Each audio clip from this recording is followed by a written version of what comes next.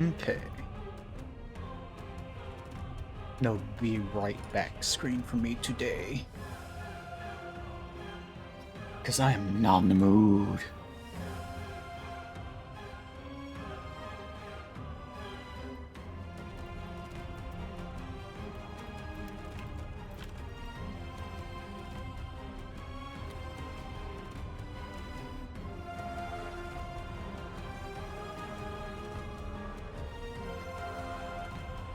I don't know why I thought I'm going to complain.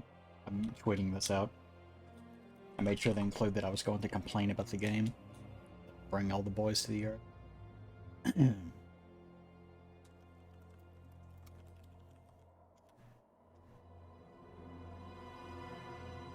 Okay, that's done. This is done.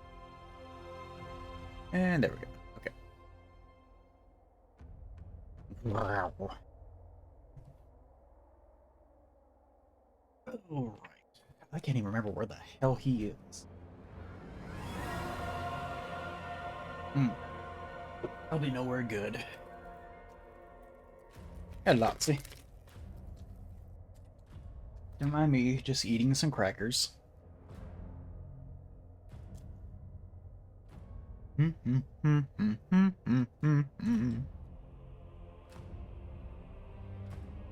wonder if this game... I wonder if this game actually has a silence audio on tab out. I'm gonna go check. I'm eating those cheap crackers that are like orange and they have peanut butter in the middle. Butch is right here. Today. Oh, right. That's where I am.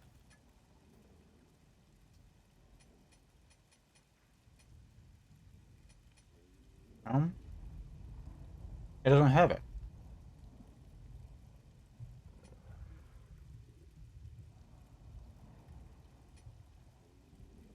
I tried updating to the latest patch, NVIDIA patch.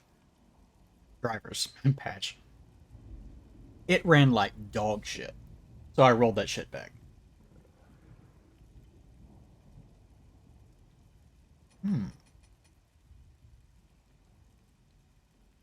Got better.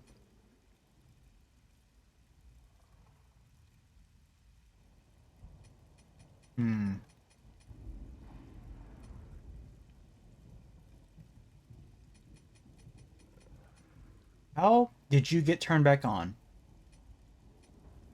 No wonder it's running badly.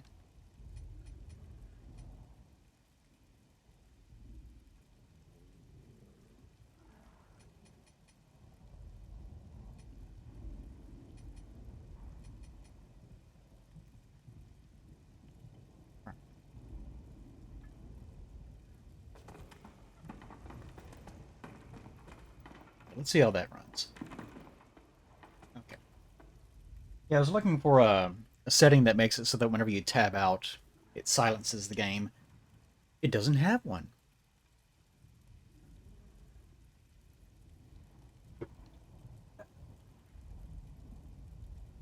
I have slowly gotten the understanding that it's better to have an agility build than it is to have a strength build. Your leveling bug? Like a week ago, I'd heard something about people de-leveling or losing huge amounts of XP. Supposedly, some people have said that it's possible for them to just drop giant piles of vigor for people. I don't know how, but supposedly they're doing it.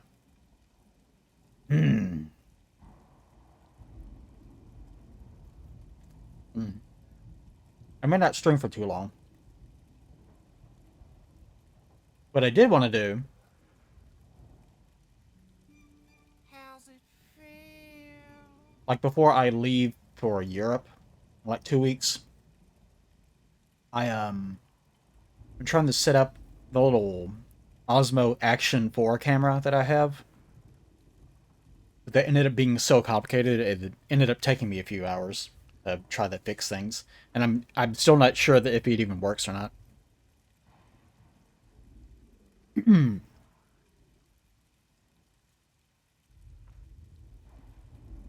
Because it turns out the app that you use to update the firmware,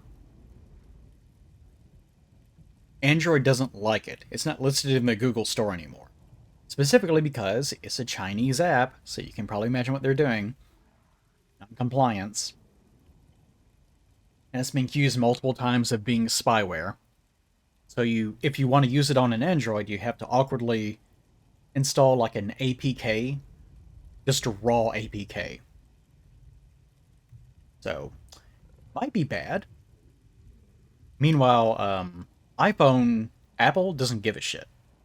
So I actually just used my phone that I use for capturing for my VTuber, and just use that one, since it's not a real phone as far as I'm concerned. It has nothing important on it. Meanwhile, this thing is almost impossible to charge because it runs on USB-C. Ad break.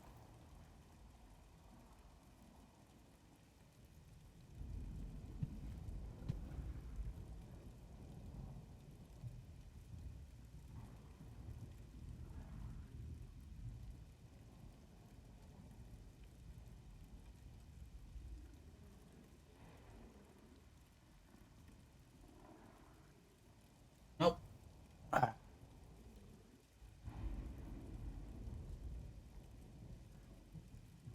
This thing is not charging.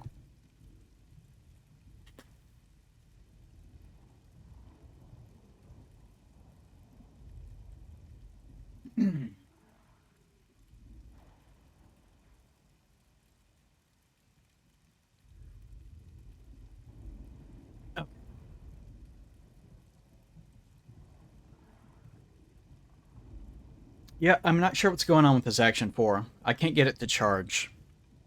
Oh my god, enough of the ads.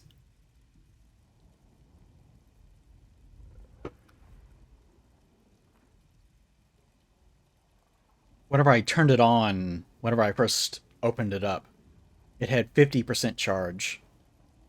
And it's already down to like 15%.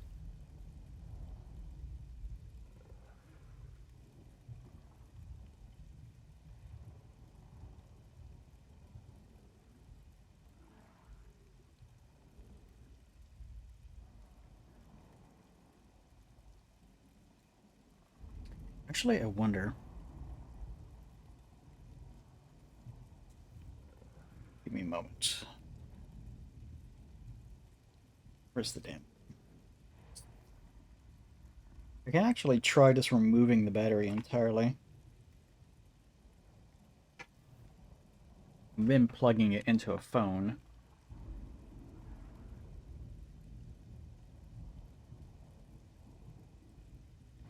Turn it on. Oh, it doesn't like that at all.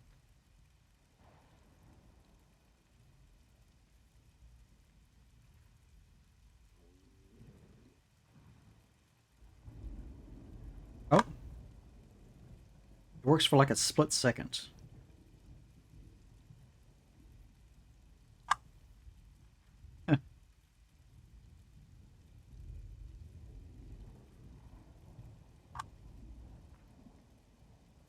Yep. It looks like, I don't know, it's just not drawing enough power or something.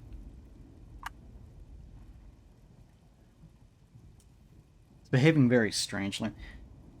Oh, I don't know what the problem is. Okay, so to reiterate, hey, Maria. To reiterate, I'm trying to get this Action 4 to work. It's a type of camera. It's like a GoPro. But it acts like it doesn't want to take a charge from anything. The battery just loses its charge pretty much instantly. Even whenever it's off, it just hemorrhages battery power.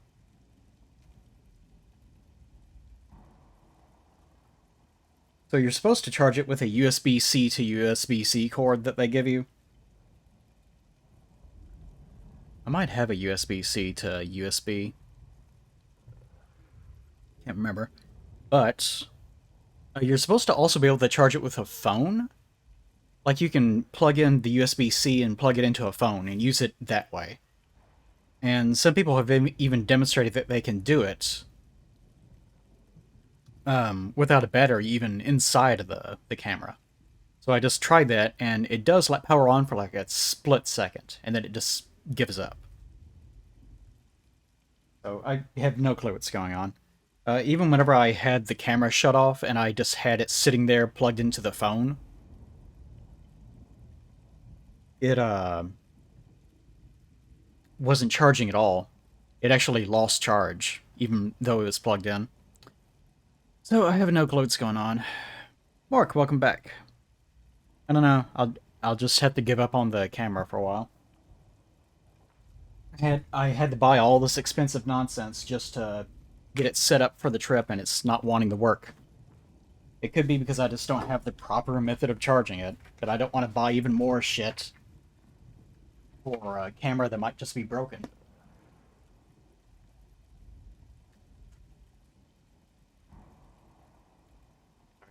Lay my cord on your head.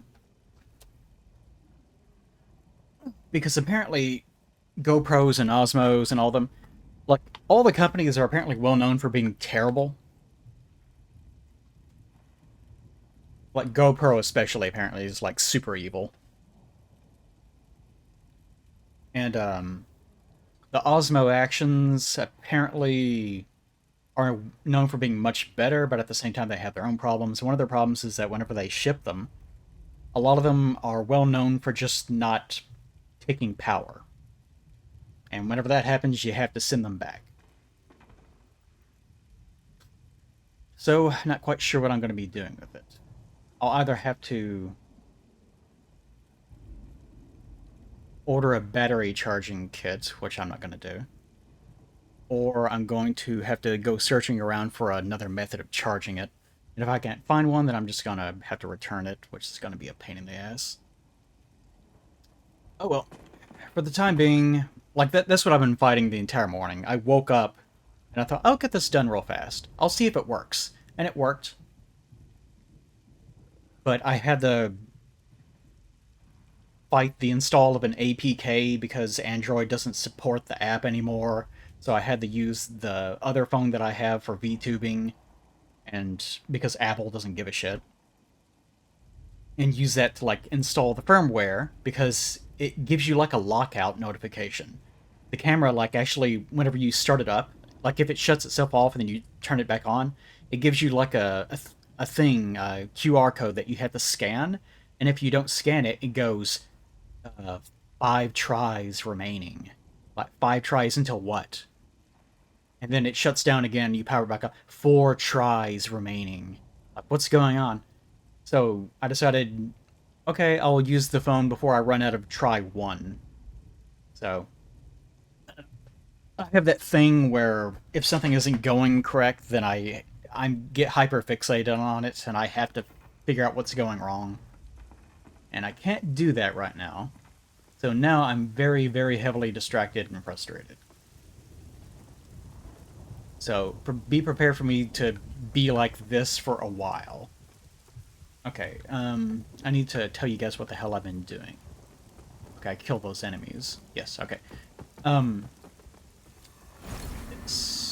Yes, okay.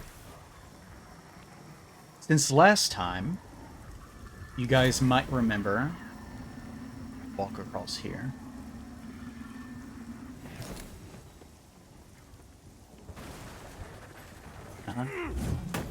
Oh my god. This lock-on in this game is terrible.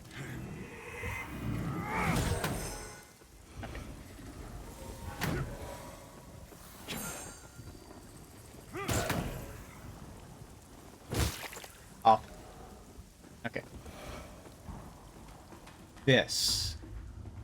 If you guys remember, we were here.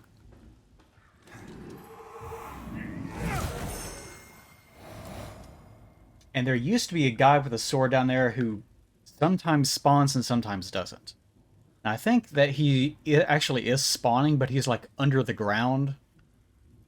Like sometimes his spawn location fucks up because they place the spawner like too close to the z-axis of the terrain, so he's just under the world somewhere. But anyways, I realized that there was this little tiny passage here that I actually didn't do anything with. So you go out here, and there's still way more stuff. Gosh, there's so much stuff. It goes all the way up here. Something that I realized about this area is that it's sort of like a combat hub in a sense. You're just constantly weaving in and out and doing things inside the cliff. Then you emerge back out like we are now, and you kind of just keep going up until you eventually, I guess, get to the very top. But anyways, you go over here, walk up this beautiful spine, and there's usually a guy there that's shooting you, and then there's another guy over here that tries to push you off the cliff because it's Lords of the Fallen, they can't resist themselves. And there's also a little thing that has an item there. I think it was a ring or something. But the second that you switch over to Umbral in order to grab it, of course, two of those horrid little goblin things spawn in behind you. And they try to push you off the cliff because it's Lords of the Fallen. But then you keep going forward in this direction. And I put myself a little temporary little man here so I can rest and relax. There's also some boxes that you can shatter right here. And there was something... the equivalent of a large titanite. That's what was there. Okay. So this is where we're at right now.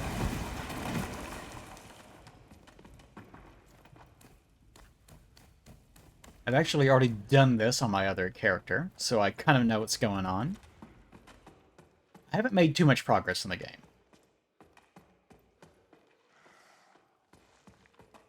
This is an annoying encounter.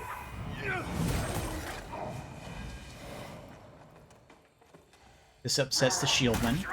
Ow. This just sounds a little bit weird. Needless to say, having to fight the shieldman inside of a narrow corridor is not a great idea. Also considering that he has a shit ton of poise, and he loves abusing it. He loves abusing it. It's his favorite thing to do.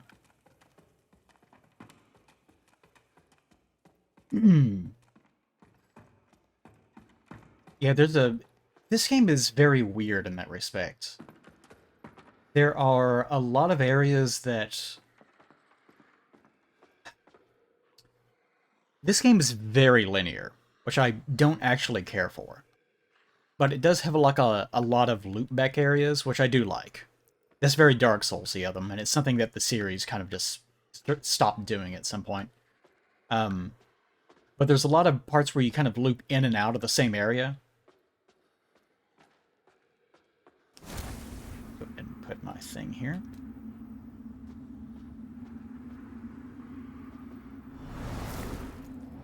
There. Yeah. Put my little man here. My happy little man. So there's a lot of areas where you loop back in, and you'll feel like, oh, I've done everything. And you're not quite sure what's left to do. Because it ended up being that there's like a single door somewhere that you never actually got to.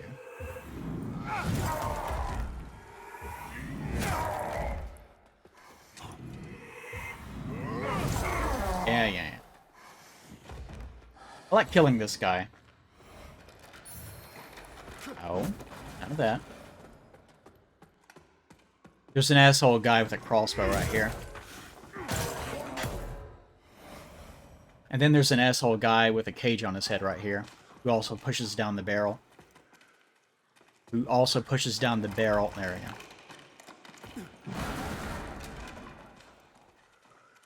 And then there's another crossbow guy who wants to shoot you. Okay, so the talking point for Lords of the Fallen today is going to be how fucking goddamn annoying the enemy placements are. Because it actually only gets worse as time goes on. It wouldn't be quite as bad if the game wasn't also so resource-focused. And also wouldn't be so bad if enemies would actually... thankfully for me, I'm very patient. This is kind of how I normally... This is kind of how I normally play either way. I like baiting things out. And very slowly weaning off enemy groups like this. This is kind of my thing. But I imagine most of the people that I've... Oh, better not do that. Most of the people I've been seeing complaining about the game seem to be, like, in the opposite camp of being more like stereotypical Dark Souls 3 or Bloodborne players. Where they just really want to see an enemy and then just rush at it and mash an attack button. You cut that out.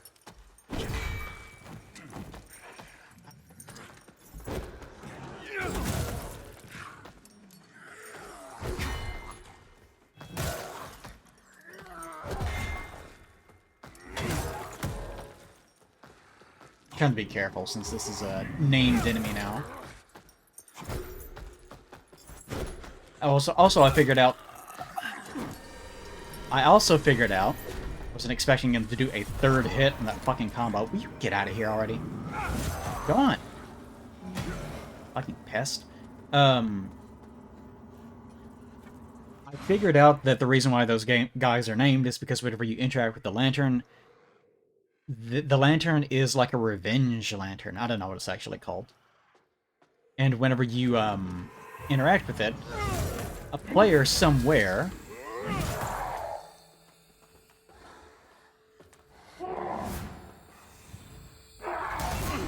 Oh, come on, I totally dodged that. Piece of shit.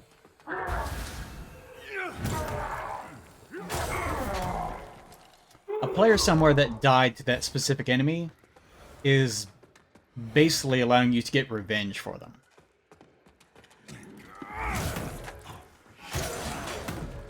And whenever you do, you get one of those plucked eyeballs. And I think whenever you, Here, I'll get him to rush down over here. Come on. There you go. I think it's the same item that drops whenever you do, Covenant... Or not Covenant. PvP invasions.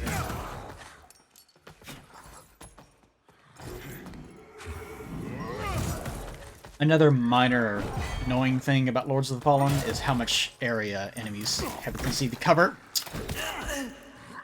See, it's that same crossbow guy who just can't mind his own business.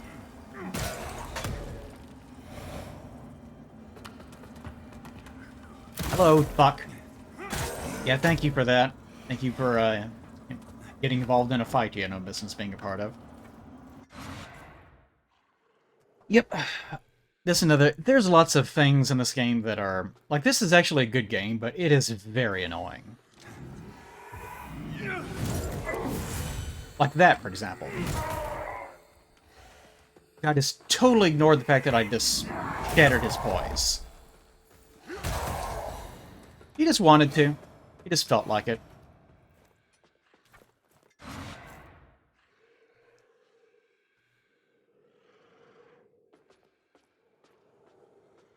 So sometimes enemies like this can just totally ignore the poise system if they just feel like it.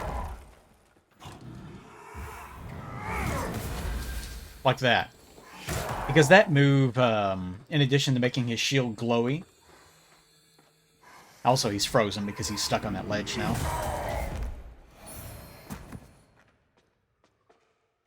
Whenever he uses that move that makes his shield glowy... it will also completely restore his poise.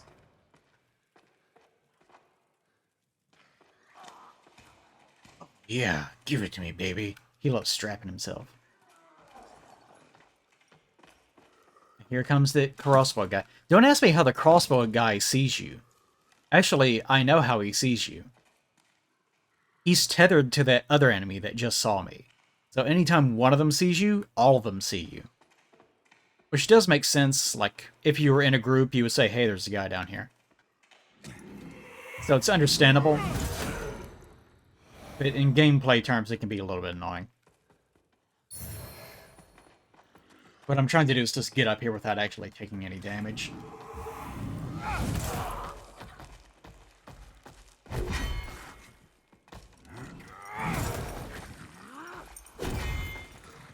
Which you have to be careful of. Sometimes they like doing combos that are kind of annoying. Hear that? That's the sound of more annoying enemies.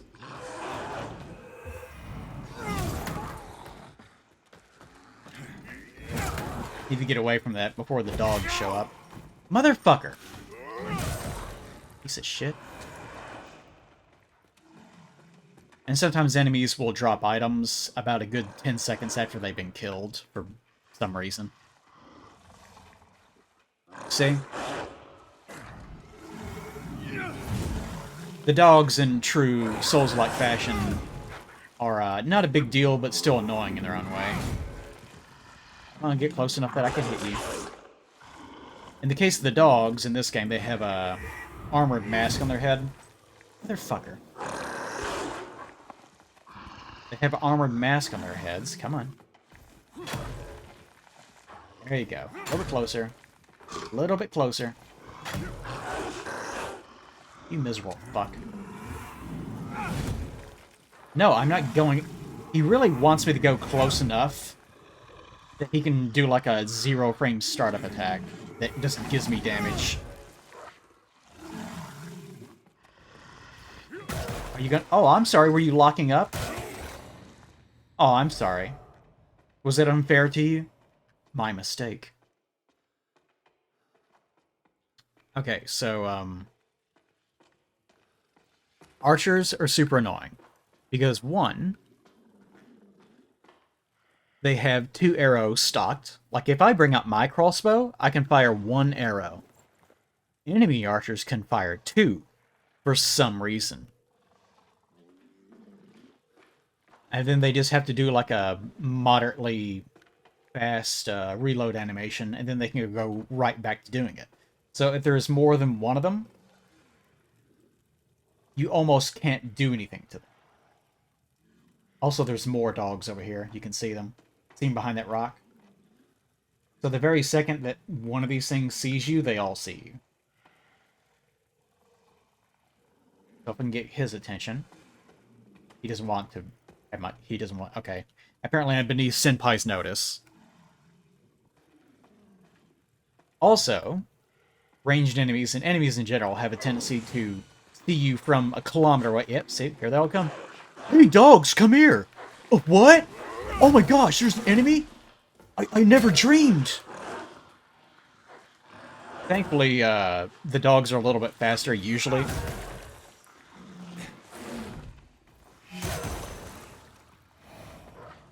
There's a lot of, in combat, there's a lot of this sort of backtracking. You need a lot of space to fight enemies in this game, if you want to play it safe. Although if you're a Dark Souls 3 player, you're just going to see them and go, oh, enemy, oh, oh, and then run forward and be like, R1, R1, R1, R1, and then you'll, like, press your heal button, you know, instantly because you took a shit ton of damage because you don't give a shit because you're a Dark Souls 3 player. And once you finally run out of your healing items, your quote-unquote Estus, your Cinquenarix, or whatever the hell it's called, which will happen almost instantly, you'll be like, oh, this game's bullshit! Ah, shit. He did that instead. Oh, don't do a third. Bull rapscallion. There we go. Get behind him. Another one for you. And then another one. That's fun. I like doing that. Legion, you don't like the Dark Souls dogs. No one likes them. Bloody Glory. Ah, yes. Okay, so Bloody Glory, which, if I remember correctly, I will not be using because it's an agility weapon. I think. Where is that thing? Here it is. Down there. Yes, it scale. No, no, no. It scales. Oh, that's why. This is primarily a radiant weapon, although it does have very minor scaling with strength. So if you're going for a full caster build, which I don't know why you would be, but if you are, then this is an ideal weapon because Bloody Glory is one of the best weapons in the game. I think. Never actually used it myself, but pretty damn good. So it requires 32 radiance and 20 strength, so quite a bit. More importantly, it has 300 bleed. So basically, 2 attacks from this thing, and almost anything in the game is going to start bleeding. One of the downsides is that the way bleeding works is it applies bonus damage if they're bleeding. So you effectively have to not only apply the bleed, but also hit them afterwards. So you kind of need, for a build that supports this, you would need a lot of stamina, a lot of radiant damage, so you get good scaling, at least 20 strength in order to be able to use it in the first place. And of course, enough vitality just to be able to survive, basic encounters in the first place. So, more of a... You can use it early, but it's sort of a weapon that'll benefit a lot from having a higher level. Let's sneak past these guys. This dog that's like waving its butt suggestively as it walks. You guys are seeing that, right? A bit weird. Go ahead and pick this up while I can. Large charts, okay. And there is one of these things over here.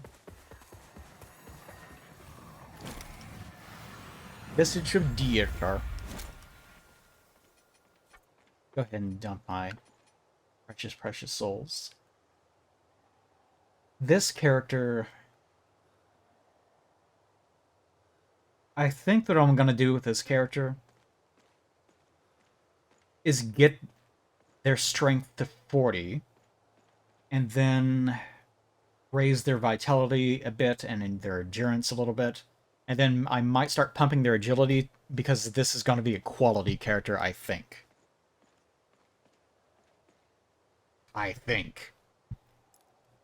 There's something that I've discovered about in-game weapons. I haven't gotten to the in-game, nor even remotely close. I'm not even halfway through the game on my other character. Ooh, hello. Is that,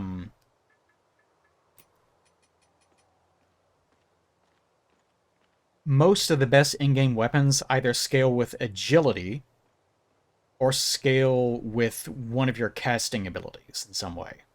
Or they scale primarily with one of your casting abilities and then have a little bit of scaling with strength or a little bit of scaling with agility. Or they are quality weapons, but they primarily scale with agility. It's very weird the way this game works sometimes. Okay. This is the thing I just picked up. Gain a period of regenerating health bond using these sanguinarics. So, in other words, it gives you a little bit more healing anytime that you heal.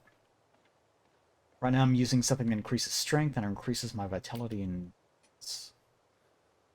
I also went back and picked up a couple of things that I had missed. One of those being, I think, this defaced ring.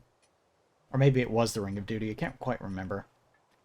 On my other character, I have way more stuff. Also, I killed a lot of those guys with the cages on their head, and that's how you get these Agades light things. And these are technically the best catalyst in the game, except for one that you get later that is the exact same catalyst, except it is slightly better. So you can upgrade this, but you'll have to start over later. Okay. Now, this next area that we're coming up into is going to be a prime example for all the things that this game does wrong. Alright, see if I can get close enough to demonstrate this. Alright, you may not be able to see it. Let me demonstrate here. There's a dog following the guy that was on patrol. Right? And now there are 2 archers up there. Both of those archers have 2 cross bolts in their weapon, and they can shoot you, and it will stun you if they hit you. So you either have to dodge it, or you have to just take it like a little bitch. Right? Yeah. Okay, so I would care not to do that, but you get the idea. So there's two crossbow guys up there, not a big deal. There's also a huge guy that has a giant mace and a bad attitude. And also, if I switch to my lantern, you can tell there's a lot of crazy shit happening over here. Don't worry about that. But you can also tell that there's a bunch of tethers because every last one of them is invincible. So there's a big shield guy, two crossbow guys, a bunch of like guys that are like worshiping, you know, and they long for death. Those guys, the people that don't really matter. And I think there's also two dogs, maybe three. Actually, there are three because there's like another one that's behind them. So the second that you start approaching this area, one, all the enemies are invincible, so you can't actually do anything to them. And even if you get up there, you'll have to bring out your lantern and start doing this, and that takes, you know, a few seconds. So in the process of trying to get rid of their invincibility, you're going to get riddled with arrows, and probably also bitten to death by dogs, and also hit to death by that guy with the mace. So if you just run in like a buffoon, that's going to happen. So, to that end, I'm going to get just close enough to piss them off. How dare you exist? And that guy manages somehow to hit me through a bunch of stuff. That's nice. Okay. So some of them are more aggressive than others. So Mace Dude is unnecessarily aggressive.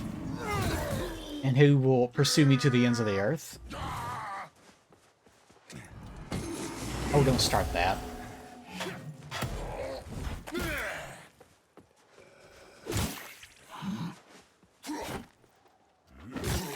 I like kicking them sometimes.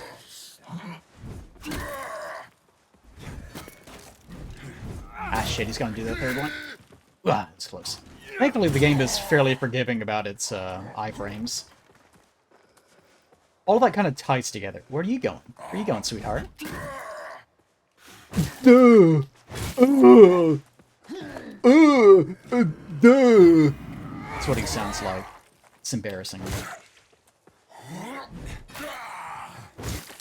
Now, you notice, this is something I was commenting on before. This game is a lot like Dark Souls 1 in this one sense. Enemies are slow, which is good. This is one of the things that the games and all its emulators have been getting wrong over time. Enemies in these games cannot be fast. The whole appeal of Dark Souls 1 is that it was very fair, and you can't have fairness if the enemies are just, you know, Bloodborne screaming, like the second that they see you, and then they rush at you and do like a 40-hit combo. I know that's very fast, and, you know, character action, everyone wants character action. It's very satisfying and blah, blah, blah. But you can't have a game that's oriented around fairness if you start doing that shit. Sometimes these guys will actually try to follow you. But other times they'll just pretend that you don't exist. Yeah, see, so the dog over there got stuck in the terrain. So I think those guys, the worshippers, are sort of your way of being able to tell that that's where their invincibility ends. Son of a bitch. How do you manage to shoot through all that crap?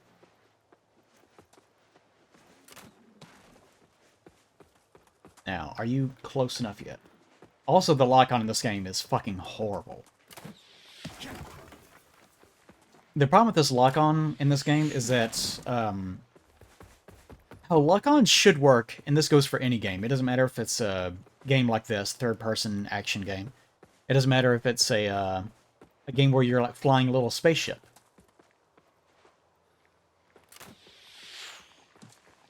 Your lock-on should always lock on to whatever you're looking at with your camera, not your character.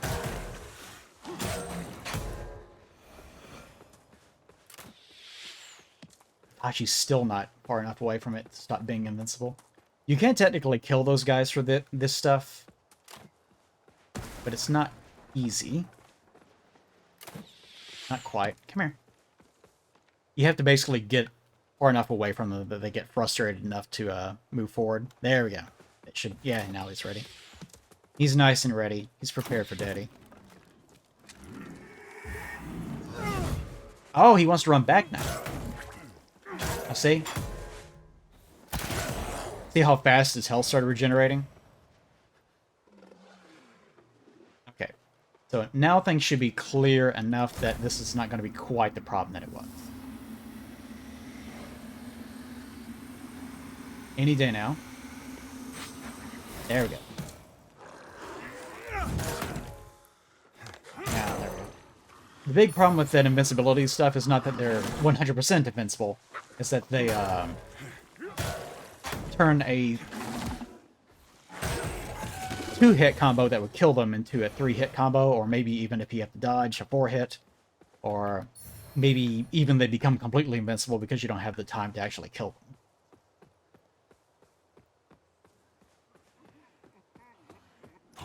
These guys, thankfully, mind their own business.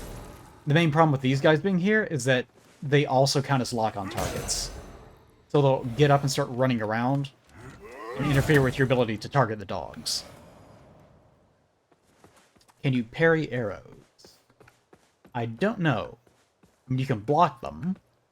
I don't know if the parry, the time block, in other words, actually counts towards that or not. Meanwhile... Ah, more invincibility. My favorite.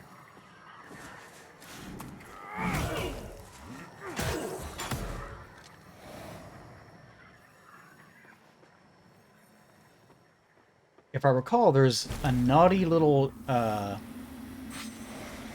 sword guy near here.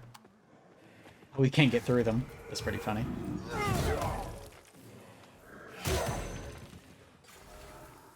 Now, these thriller dancers over here don't really pose a threat to you.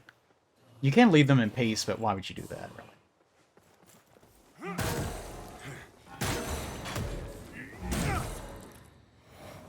Frankly, I love the design of those guys. They're way better. They're way better than, like the guys that you find in the Umbral. Kind of, you know, the ones that infinitely spawn. Because those guys are really irritating to have to deal with. This is probably going to be him.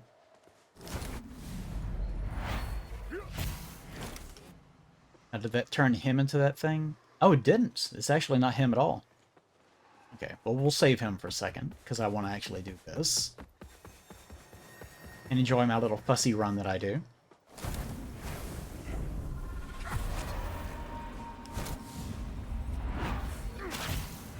Grab whatever the hell this is. A diminishing missile. That sounds like it's a spell of some sort. Diminishing missile.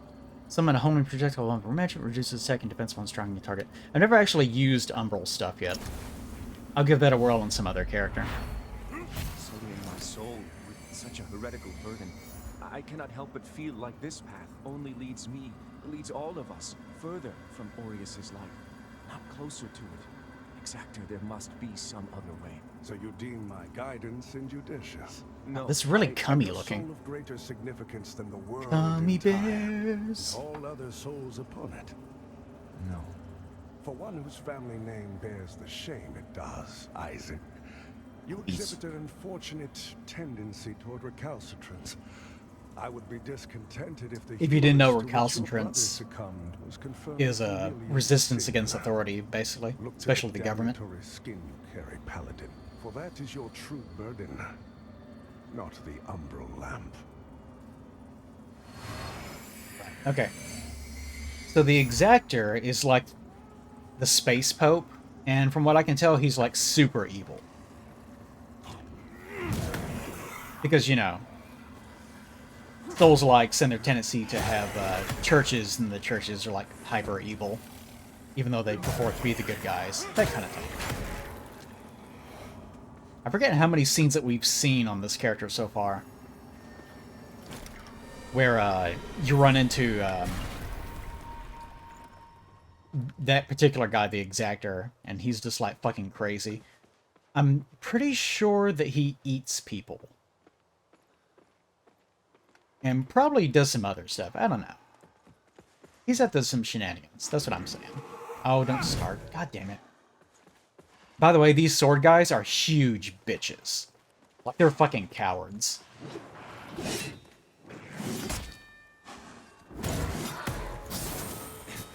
That is case number one of them being cowards.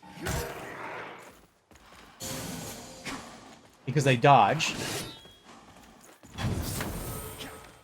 Or sometimes they'll just do that, just for the hell of it. So they can't fight their own battles. Damn it. A problem with two-handing strength weapons is that sometimes you'll dodge and it'll just totally fuck up.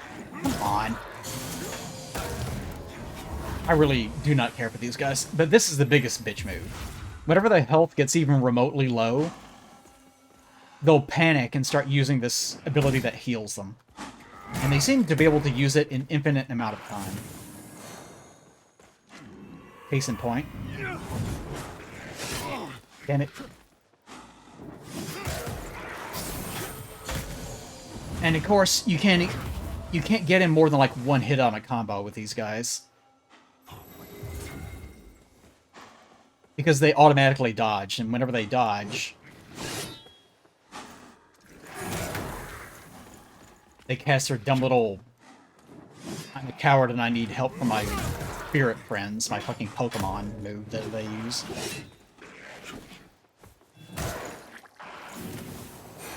Goes.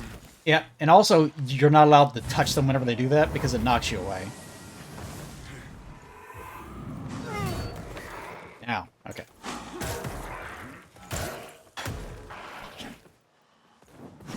Why don't you heal, bitch? Heal. Heal. What's the problem? Oh, did you run out of time? Maybe you should have healed for the 4th time in one fight. Fucking coward. Hate those guys. But he did drop another Thorn Crimson Rector sword. Yeah, so, I've encountered 3 what I would call elite enemies so far. One is the shield guy that we fought earlier. Those aren't bad at all. The biggest problem with them is that they have a tendency to ignore the poise system. Other than that, they're really not much of a threat, as long as you know their timing. Whenever you first encounter them, of course, they're confusing as hell. Missing anything? No.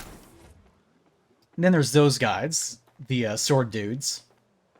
They're huge pussy-ass cowards. And I would love to bully them and push them into a locker.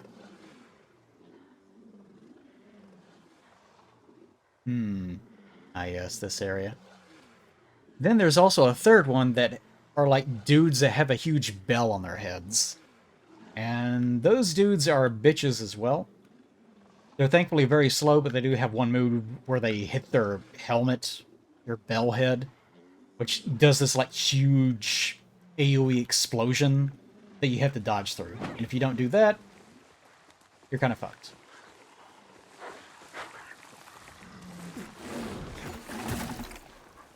Ah, that actually hit me. God damn this range.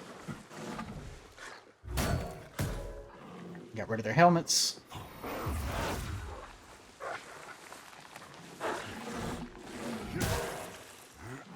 Got both of them at the same time.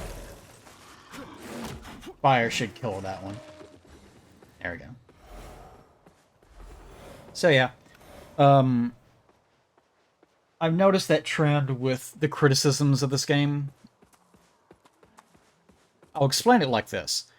This game, the enemies, the individual enemies, this is important. The individual enemies have Dark Souls 1 sensibilities. They're very slow, and they have very telegraphed attacks. That is a good thing. That is very good. I appreciate that a great deal at this game. unfortunately, in addition to that problem, where the problems come in is the enemy placement. Like, for example, this one, I might see, like, that thing over there, that item, and be like, ooh, an item. I want to run over there and pick it up. The second that happens, you get shot by this arrow lady that's up there. And in addition, there were those 2 dogs that attacked me. This one, fortunately, did not completely tether to me as well. So I would have gotten attacked by him as well. So you might be thinking, oh, well, like 1 arrow lady and 3 dogs, that's not too bad of a problem. Alright, well, that item over there is actually a mimic. I can tell because its tail is waving like crazy. So if that thing didn't one-shot kill you if you dared try to pick it up, it would one-shot kill you afterwards if you weren't paying attention. Also, in addition, to our right here, we have another group of secret enemies. That the second that they see you pass by them, they're all going to run out and attack you in melee. And there's also 2 archers. And remember, archers love to stun lock you. So that's actually 1, 2, 3 ranged enemies. In addition to 1, 2, 3, 4, 5 melee enemies attacking you at the exact same time. In addition to the mimic that's going to be there as well. The butterflies are... another player was killed by an enemy, and I'm getting a bonus if I manage to track down and kill the enemy that did it. Okay, so what I'm going to do is try to be very, very careful. It'll be very quiet. And first, try to shoot this lady in the face.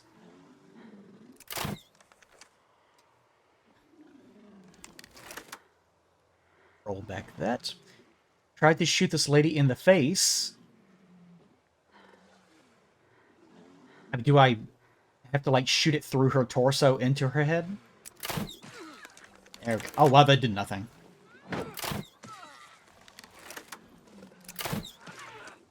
Maybe the other arrow type will... No, no, no, no, no, no! Lost my lock on. This is another problem in this game. Yeah, those do a little bit better. Ooh, this is a cool attack that she was doing, though. Wish I could do that. Oh, son of a bitch! How'd she manage to do that? An asshole.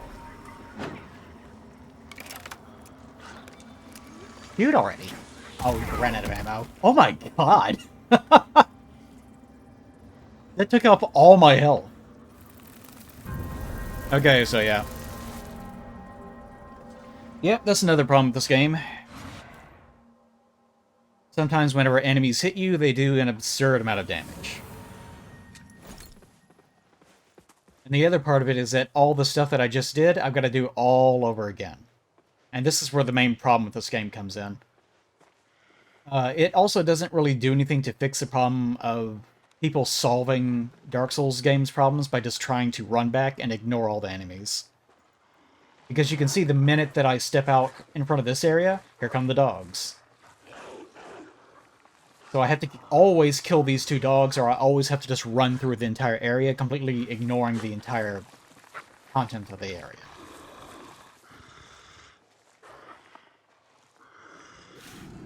And whenever I kill these guys, here comes the shield guy.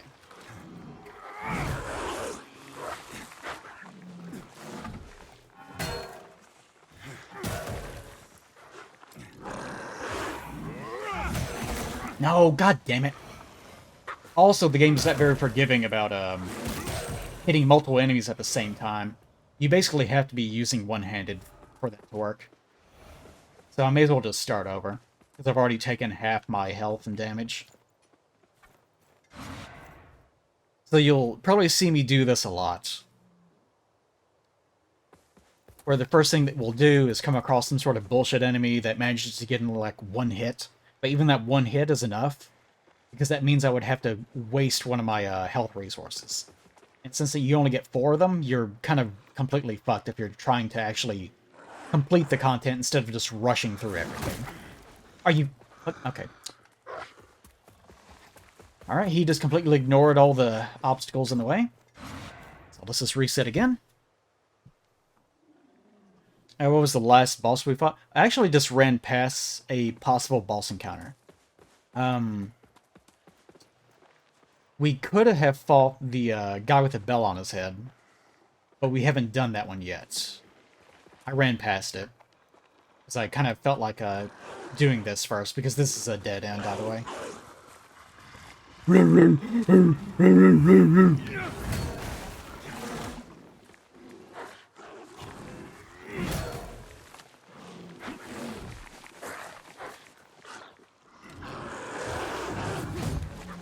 Fuck me.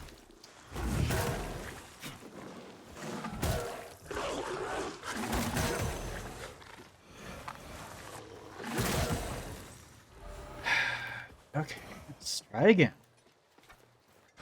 Jesus Christ.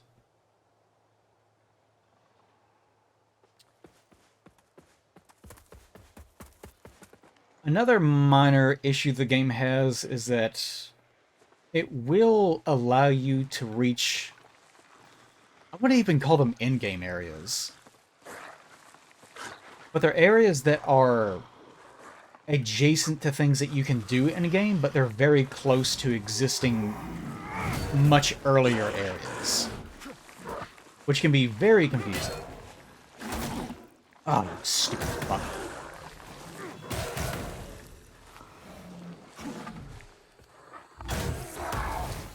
Yeah. I'm not gonna do anything with you anyway.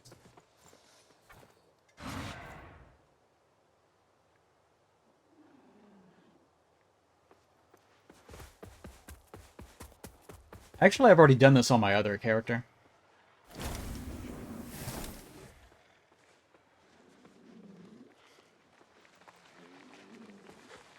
So this area is actually not that big a deal, if you are careful.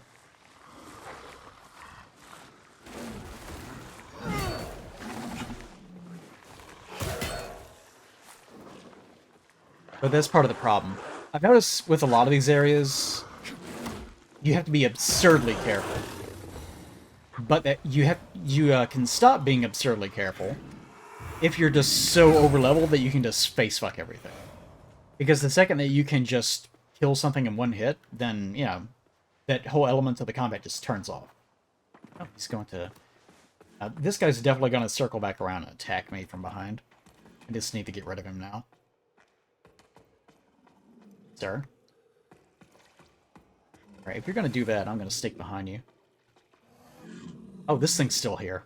I stepped right on top of him. Yeah, stop barking to get over here. I need to get rid of you.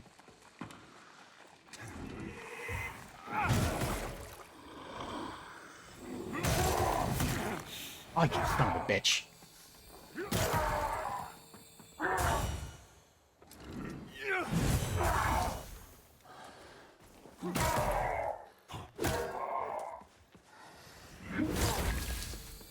Oh, good. Well, there goes my plan of getting rid of his poise.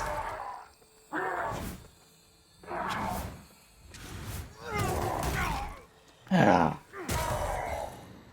I really hate enemies that poise through things. I like it when I do it. It's always cute whenever I poise through things.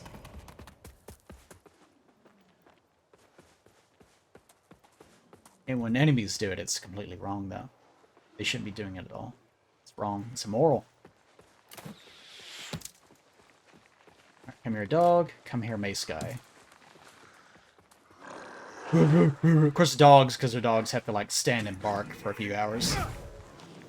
And then, inexplicably, just stop. They can see you charging in R2, so they have to, like, stop and bark or just stare at you for a moment. Very important. Oh, something I need to actually do is alter my umbral stuff, my lamp. Forgot that I had access to that stuff now.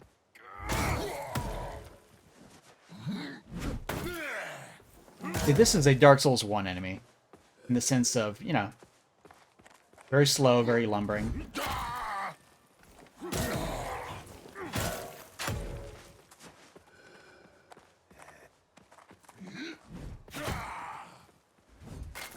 I can tell if he's, like, tethering... No, he's not. He's not.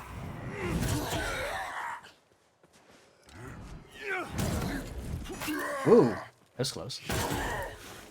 Did I get the feeling the reason why the game is so liberal about its iframes is because it knows. Like, the developers know how obscene some of the encounters can be. So you're actually meant to have a lot of forgiveness to it. I've seen people playing the game in like later content, and it looks super obnoxious, to be fair. I'm wondering if I can actually... Here comes the dog.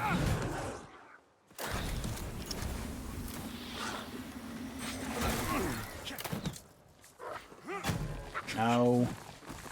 The crossbow guys are also, like, super cowardly.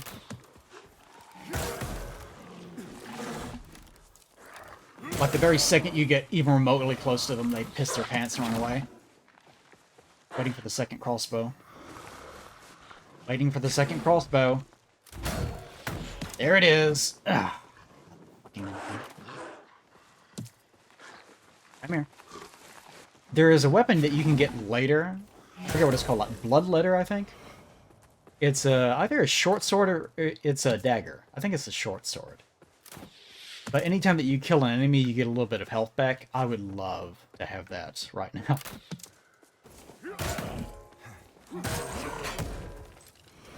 And there's not actually many forms of regeneration in this game besides your Sanguinarix and the items that sometimes very rarely drop from enemies that let you regenerate. Which are, I think, these things. Yeah, I have this many of them because I've never used them. I probably should use them more, but the second that I do, I'm gonna run out of them almost instantly. Come here. I know you're invincible.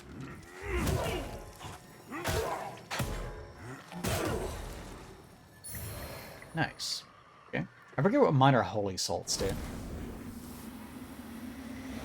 I like that they all drop to the ground. I want to get away from the bitchy ass blade dude.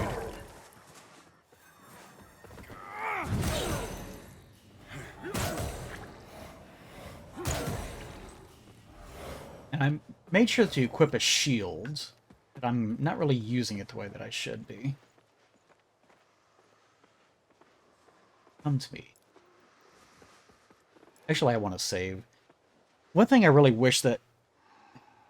I'm not a big fan of consumables. I hate consumables in any game. So I really wish that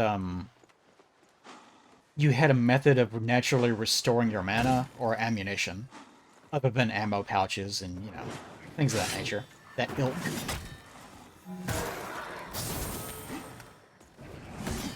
Remember, only one hit every time. He always dodges, because he is a bitch. He's a little cowardly bitch.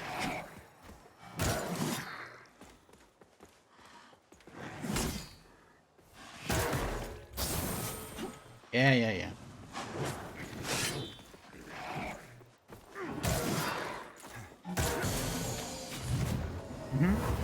I'm gonna heal. I'm scared. That did an absurd amount of poise damage to me for some reason.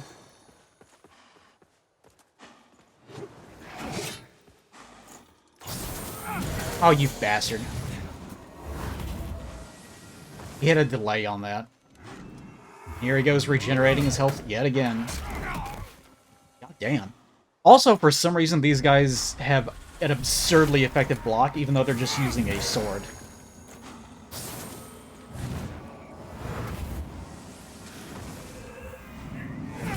This should go through it, either way. These guys are such little cunts. Okay. I like to call these things forgiveness statues.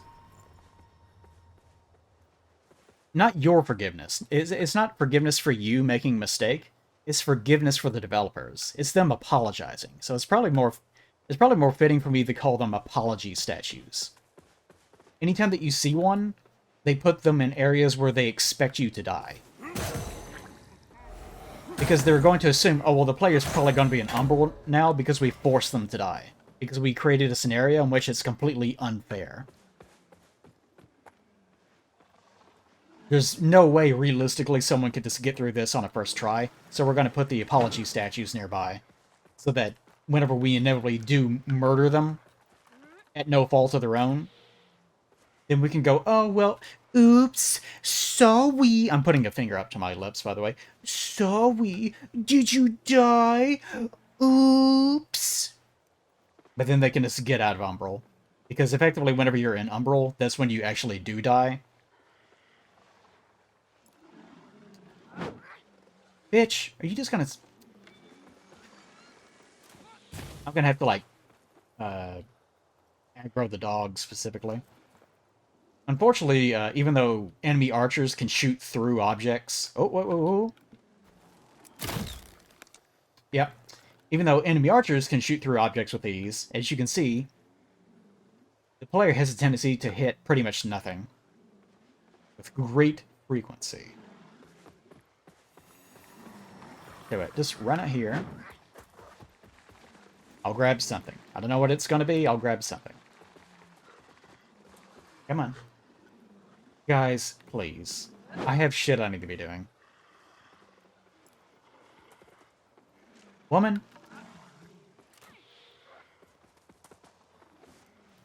Also, I'm not close enough for the lock-on to work correctly.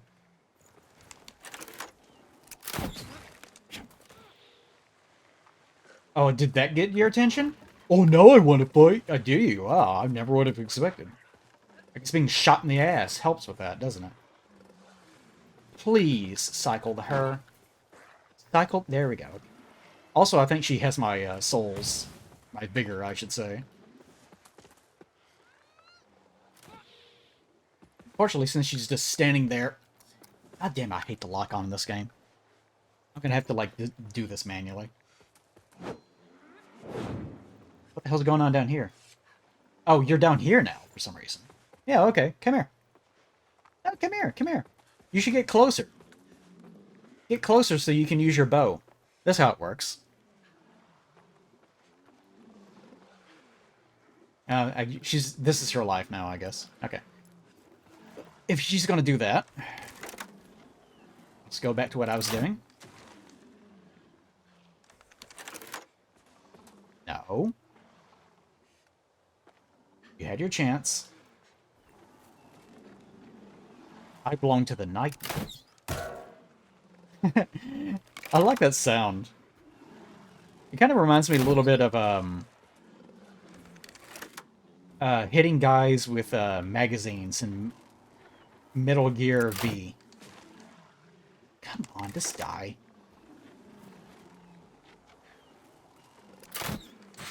There we go. Okay. Unfortunately, that's the last time I can do that. Because I don't have any more ammo. I could use one of my millions of ammo pouches, but...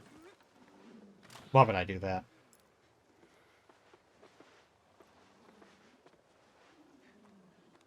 Yeah, the advertisements on Twitch are kind of get out of hand.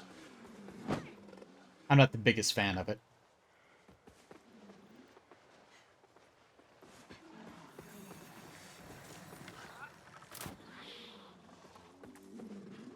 Come here. Come on. God. This is such, like, Dark Souls 2 bullshit. Come on, my dude. Oh, my God. Okay, so to reiterate...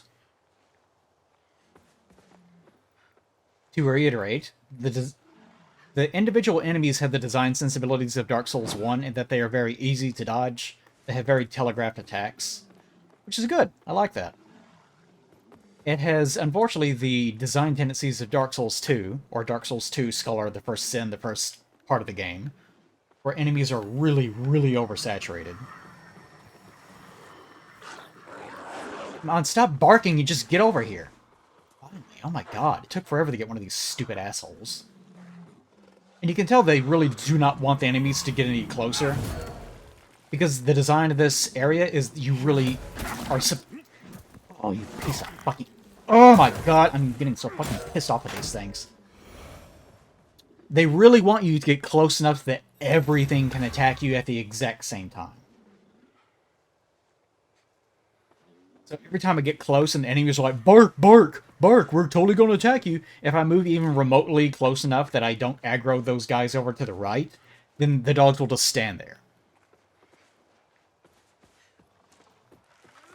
Meanwhile, this fucking bitch.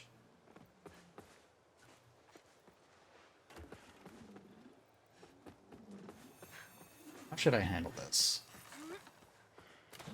I could just rush in and attack her, I guess. Or I could just use one of my fucking ammo pouches.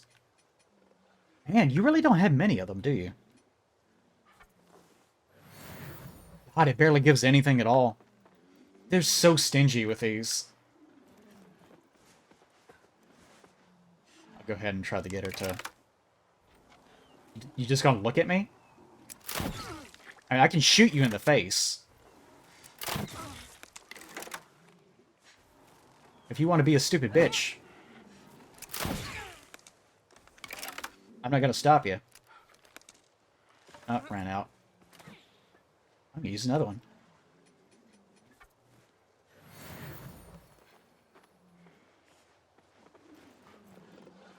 See, this would not be a huge issue if not for the fact that also there's going to be some really nasty enemies that we're going to have to deal with here in a second.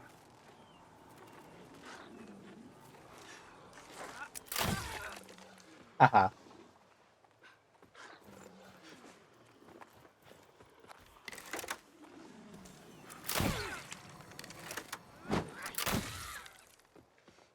I do enjoy punishing her for doing this. There's a certain sick satisfaction I'm getting from doing this. Did I try running from the ashes too? No, I didn't. I remember the first game. The first game was more than enough of that shit for me. I don't remember exactly why I didn't like the first game, but I did not. Oh, now you want to come over here. You gonna bite air? That's what I thought. See, he doesn't want to attack until I get just close enough. Come here. Come on. Yeah, I know you really want me to get close enough that I can... Aw, I thought he'd take the bait on that one. Come on. You almost had me. Fucking asshole. I like how... Now that she has no health, she's buried herself into the other mob of enemies. Didn't expect that, did you, bitch? Oh, come on. Get out of there. Aha. Got away with it. Okay. Now we begin the slow process of extraditing these young gentlemen. Yeah, no, you can do that twice. Fucking asshole. Alright, let's get rid of the second one. There we go. Unfortunately... there's that guy right there. Roll, roll, roll. God, the crossbow guys are so irritating. Here's what we're gonna do. Use one of these.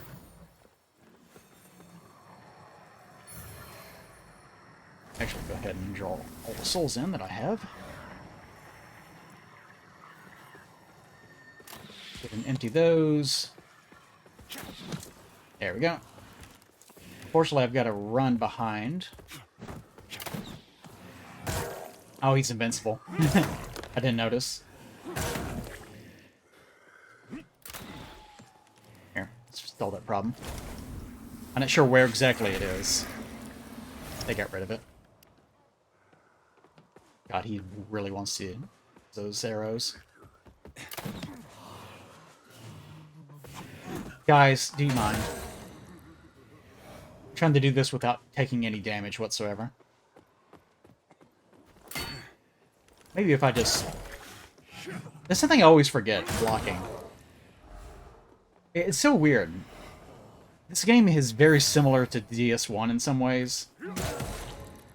If you don't know, in this game, if you block damage, you basically are totally invincible. You don't die. It will lower your health, but you can recover that health like you were playing Bloodborne. So it's actually very beneficial to block things, but also consider that in most areas you are so overwhelmed by the sheer number of enemies. Oh, not doing that. That typically it's actually a bad idea to block. This looks like a normal item. Enhanced radiant parchment. What are those? These things. Oh yeah, okay, it's a catalyst. No, it's ammunition. What the fuck? Scripture covered strips of parchment which explode in impact. And looks holding damage from enemies while also healing allies. Healing allies, you say? I don't guess it's... No, it's, of course it's not a crossbow. Actually, is this one a little bit better? It is. Marksman crossbow. Now we're talking. Yeah, I could probably just change that out. There's no sense having grenades. There we go. Oh, yeah. I forget that throwing ammunition with your hand counts as the same as ammunition with your crossbows. I guess. Nope, don't have enough. Right. That's fine. Are you an actual item? You look like one. Okay, this is a mimic. You can tell because the little tail is just going fucking apeshit. I don't know how you guys handle it, but I always use the lantern. If you do this, it automatically kills them, you get their goodies, and you don't have to do anything at all. I do like that. It's better than mimics in Dark Souls, where if you see that something is a mimic, you might die anyways. I don't know if you can actually attack the item or not, but the lantern, as far as I know, is the only way. Alright. Now, if you're wondering why I was being so paranoid about moving forward, it's because of these guys. Now we have two shield guys at the same time, and they are both invincible. And I don't think I have the ability to shoot them. No, I don't. Have any ammo? See, I also find that the fact that there are consumable items that allow you to heal or replenish your ammo really undermines the design of the game.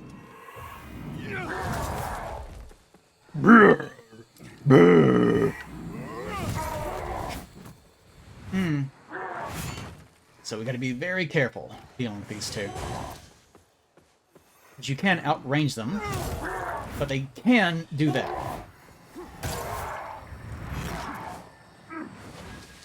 Also, if you die here, then odds are you're... Shit. Here, let's go over here. Now's the time to use it. There we go. I think they do get... Yeah, they do run out of range right around here, though. There we go. Almost got rid of that one.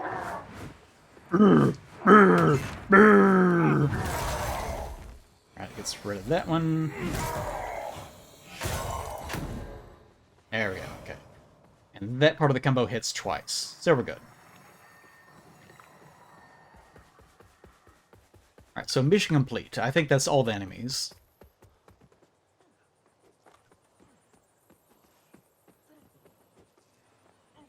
Normal item.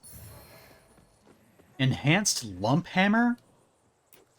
A lump hammer. Something's funny about that. Wait, is it a consumable? Is it like ammo or something? It is ammo.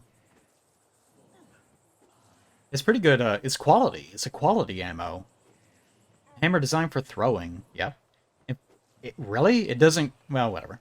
Inflicts physical damage, can also stagger an enemy. Countless people have traveled the Mournford for a multitude of reasons since the Rogar invasion, and the weapons and equipment of some of those who fell there can be found scattered across the land. That is the most generic item description possible.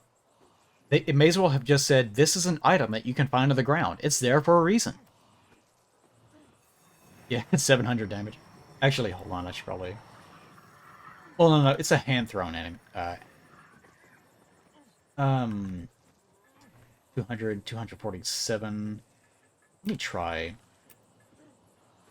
Bloody Hatchet. 160... 713! Jesus Christ. Ammo cost. It does cost 3, but damn. Why wouldn't you use this? Actually, I have a good reason. You shouldn't use that because it might be overkill on basic enemies. You might be more... It might be better off if you use something that costs like 1 ammo, but you can throw it twice, or... No? I don't think I even... Do I even have something that costs 1? Is it just the rock? No, the knives also do that. They do a bleed buildup, but that's really not much of anything. Yeah, I think the silly hammer might actually be the best thing that I found so far. I mean, it doesn't do AoE damage, I guess, but... Quality on that. The parchment thing is also pretty good. And I'm keeping... This is... 2, 1. 75 build up. This is poison, though. That's 150. Yeah, okay. This is the best setup, I think. Bonk. Thank you, gentlemen. I don't think there's anything here that's... Oh, wait. Also, this is fun. See that just now? That's because these enemies are also here. So, if you were to die right there, then you would come back in Umbral form, but now you would have a third enemy to worry about. In addition to worrying about trying to stop those other two from being invincible.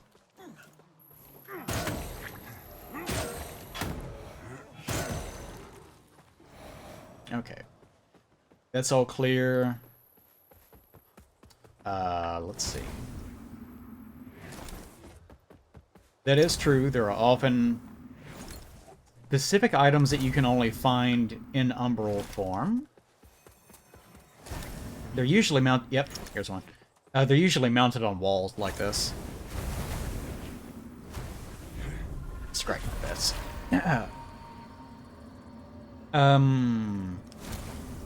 I mean, the ammo is like ammo. It's just ammo. I don't know about it being like anything from Bloodborne. I mean, in Bloodborne, you could sacrifice your health to make more ammo, I guess, but you can't do that in this game. Thank goodness. I don't want the design oriented around shit like that. Hello. Okay. So we got that. Huh. Ever so often... This was also, like, right after the tutorial boss. There was a giant door that was just standing in the middle of nowhere. I'm still not sure what those are about. Follow in the footsteps of the doomed paladin.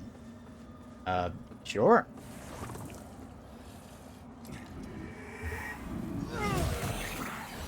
This game also has a inordinate preoccupation with the idea that things repeat. Right, is that it? Is there anything else here? I don't think that there is. I'm gonna briefly check it out, because I don't want to have to deal with Blade Boy over there. Well, I never did get rid of this stupid invincibility bullshit. Oh, there's one right there. Yep, here's invincibility, or Blade Boy. I might be able to deal with him.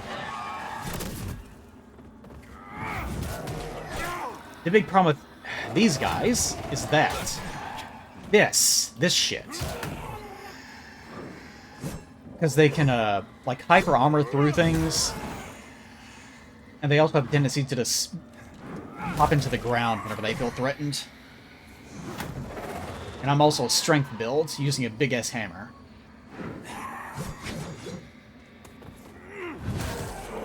Which can pose a minor problem with those guys sometimes. Those guys actually do drop a very good item. Actually, two of them. There's a right and a left-handed weapon of some kind. I can't remember what its name is. But it's a very, very rare drop. Ooh, Umbral Eye of Loash. But both of those weapons scale with agility, so I'm not terribly concerned about them. Alright. These guys have way too much health. And for the frequency that they spawn in at, they have a little bit too much health. Okay, let's get out of here. Yeah, Sword of Stillness right hand and Sword of Stillness left hand. That's what they are. Here. Also, isn't it an asshole move of them to put boxes right there to make sure that if you try to sprint past these guys, if you sprint past them, you can't interact with the ladder without first rolling, thereby delaying you just enough that maybe you'll get tagged. Because when you're going up the ladder, you can actually get hit even as far as like right here. Because the hitboxes for enemy swings is quite generous in their favor. Alright. There's nothing here, is there? No, okay. Even though these things look like doors, I've never actually seen one that was one. These sometimes are doors. If they don't have like a little thing on top. Okay. A hammock. Someone was sleeping here. And then turned into a pile of leaves, I guess.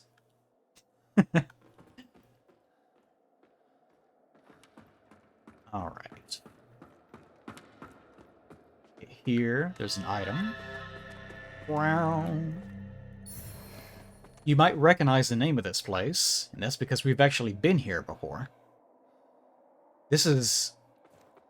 We're not quite at the same exact spot that we were in that first stream, but we're very close.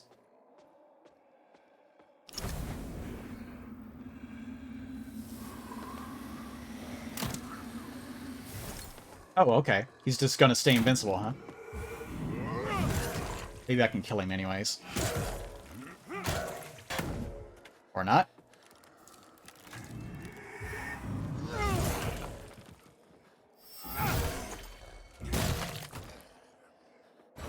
Wow, he is a resilient boy. I still managed to get him, though. Where the hell is that thing? There it is. Wait, it's way down there. This is an asshole thing to do. Oh, good. He can see me. That's good.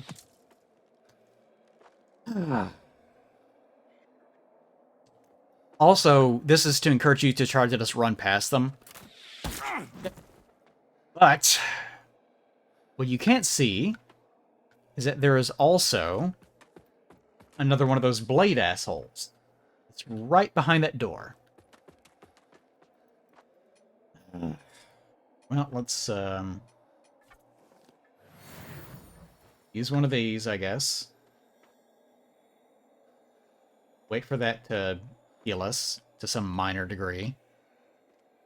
Yeah, the game does have a lot of bullshit. See, this is one of the weird things about this game. I've often advocated for this in the past. That instead of... Like, I saw a lot of people complaining, the checkpoints are too far apart. Why can't it be like Dark Souls 2 and Dark Souls 3? Where you defeat one enemy, then there's yet another checkpoint. I hate that. I fucking hate that shit. God, that little stone healed for, like, nothing. One of the advantages of Dark Souls 1 is that it was a little bit more about resource use. So enemies were actually pretty easy to deal with in Dark Souls 1. It's just that if you made even one mistake, then you might run out of those 5 Estus Flask charges by the time you actually reach the boss. So it was more of a matter of, do I have enough to be able to complete one run? Should be good enough. And usually the answer was no, you don't. So you would just have to, like, turn around and go back, and then try again. So it was more about optimizing the run, as opposed to just, you know, trying to face fuck every bit of the content. Trying to get close enough without... Can't see, here he comes. Right. Fucking assholes. Now, is he gonna chase me all the way up here? I can hear him. I can see his sword waving around. What a little dick. Yep, here he comes.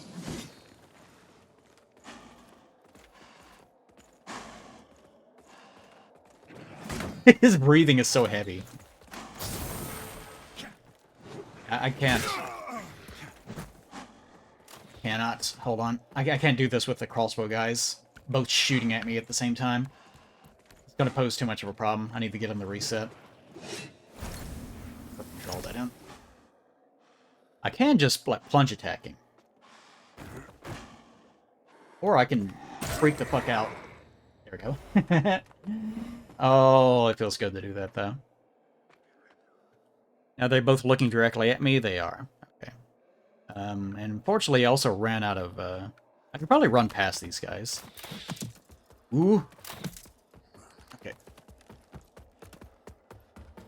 Aha! Can't stop me now. Now, normally I wouldn't do this, because I wouldn't know what was actually coming up. Because I've done this on my other character, I do know that the area right ahead of that was safe. After you deal with that sword dude. Yeah, so, anyways. About the million checkpoint thing, I hate that. I've always despised that about the modern games. Pureblade Mace again. There's just way too many checkpoints. It completely invalidates the game. Really, all that does... The way that the modern games are designed, as far as, like, FromSoft games go, is... They treat it like every single enemy is incredibly overpowered. So here's a million checkpoints, because every time that you come across one enemy, you have to basically play perfectly, because it's going to get slap-happy and deal a million damage, and sure, you can just heal through all of it. But it's more about the process of driving for it. Also here, this is the boss area where we defeated the first lady that I did in the very first stream. And I actually defeated it in the second stream. So this is my link back. That's the reason why I was trying to do this first. Because I just wanted this completely opened up.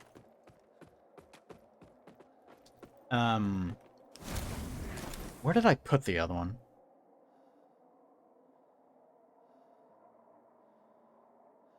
Yes, okay, I remember. Where can I do that? I'll go this way. I look so funny. Running with my little tippy-tap legs and my pyramid head get up.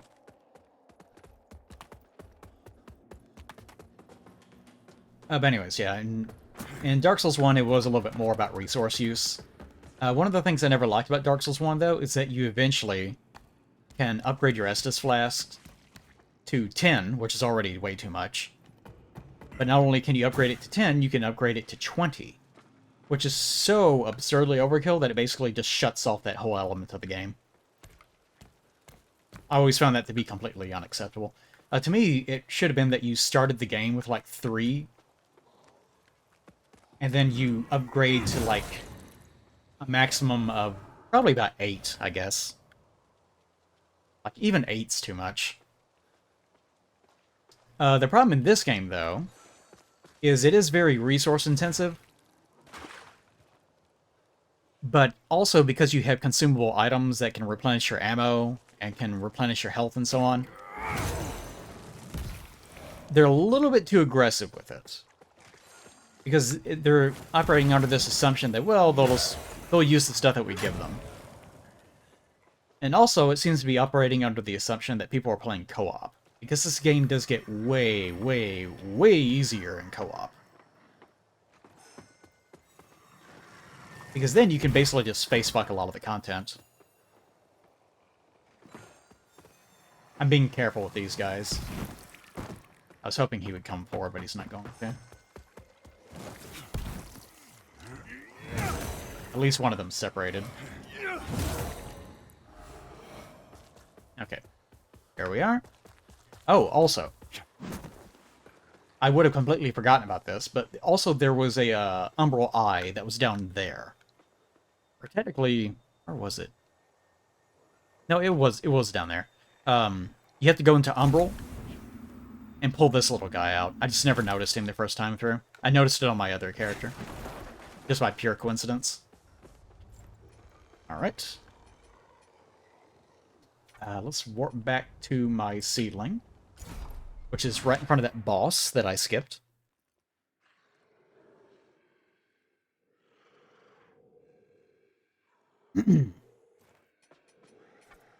Go ahead and burn. It's probably enough for like 2 levels, I guess. Yeah, enough for 2. Not too much. Actually, considering the amount of enemies that I had to plow through and how long and arduous of a task that was, I probably should have way more levels, considering that was supposed to be a higher level area. Boom. What are you? I never miss a chance to use these. Oh, yes, it's this guy right here. That makes it much easier. Hopefully this will not result in the crossbow guy attacking me. Ah, shit. There goes his poise.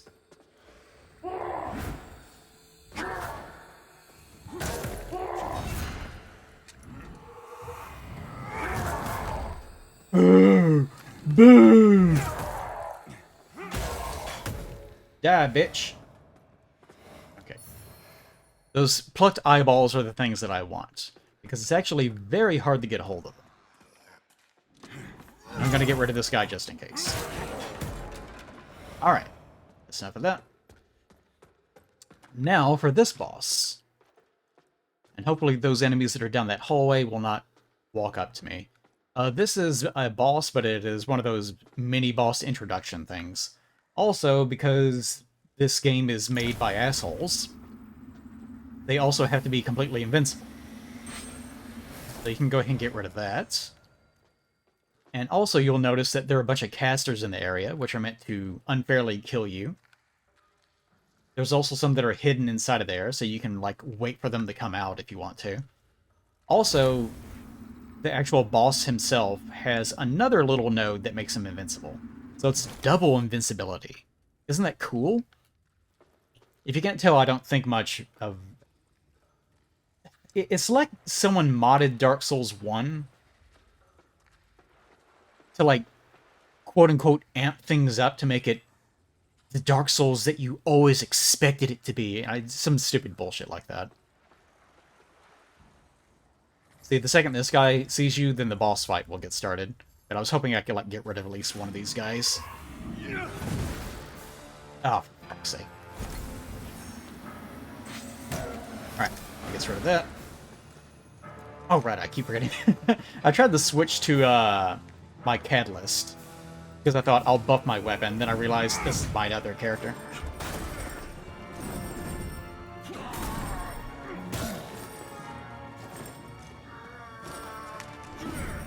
But this guy's pretty slow, so he's not too big of a concern. But he does have like 1 or 2 moves that's a bit of a minor problem.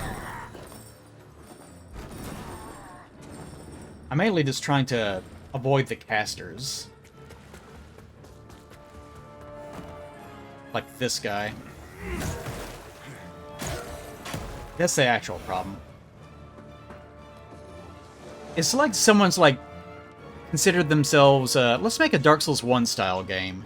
But then someone else is like, but then it's not hard enough. It's gotta be hard because Souls is so hard. He's rubbing his nipples, by the way. I need to die over and over so it can be a real Souls game. I die so much, Daddy'll die so hard. So, the guy was like, well, you can't do that with the Dark Souls 1 style system. That makes no sense. Like, what if we just make shit tons of enemies? And see, that's the move. Where he hits his head. And just sends out a gigantic shockwave that you can dodge through it, but that's the only thing you can really do. Alright. And he got lost, so he's just there now. Don't worry about him. He'll be okay. Grandpa will be okay. That. Alright, that's it. This is the most dangerous move. So you just have to dodge through it, and that's it. Otherwise, he is a little bitch. Stop that. Oh, he's stuck. Ow. Fuck. Oh, damn, he actually hit me. Now, because of the way that damage is scaled, he actually does have the ability to, basically two-shot kill me if I'm not careful. Oh, shit. Oh, good, okay. That interrupted him.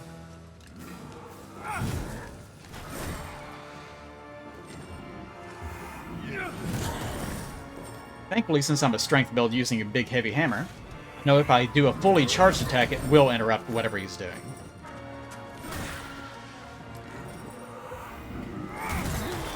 Unfortunately, his moves do... Ah, shit. Do come out faster than mine do.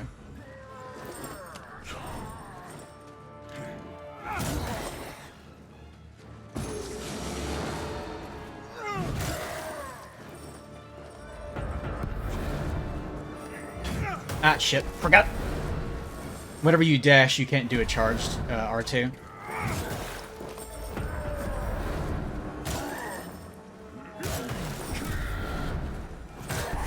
Cut that out. Sacred Resonance Hammer. Dinner spanked. Naughty boy spanked. Sorry, I'll stop doing that now. Okay, so if you have the Pilgrim's Perch key, you can go ahead and do this. And I just realized the guy that sells you the Pilgrim's Perch key, at some point he just leaves. I don't know why, but he leaves the, here's hardiness. He leaves the hub area. So I need to actually go back and check and see if I bought all his garbage or not yet. I have no clue if he actually comes back. I think I've already bought all his garbage. But we will find out, won't we? Yes, we will. Warp to Skyrest.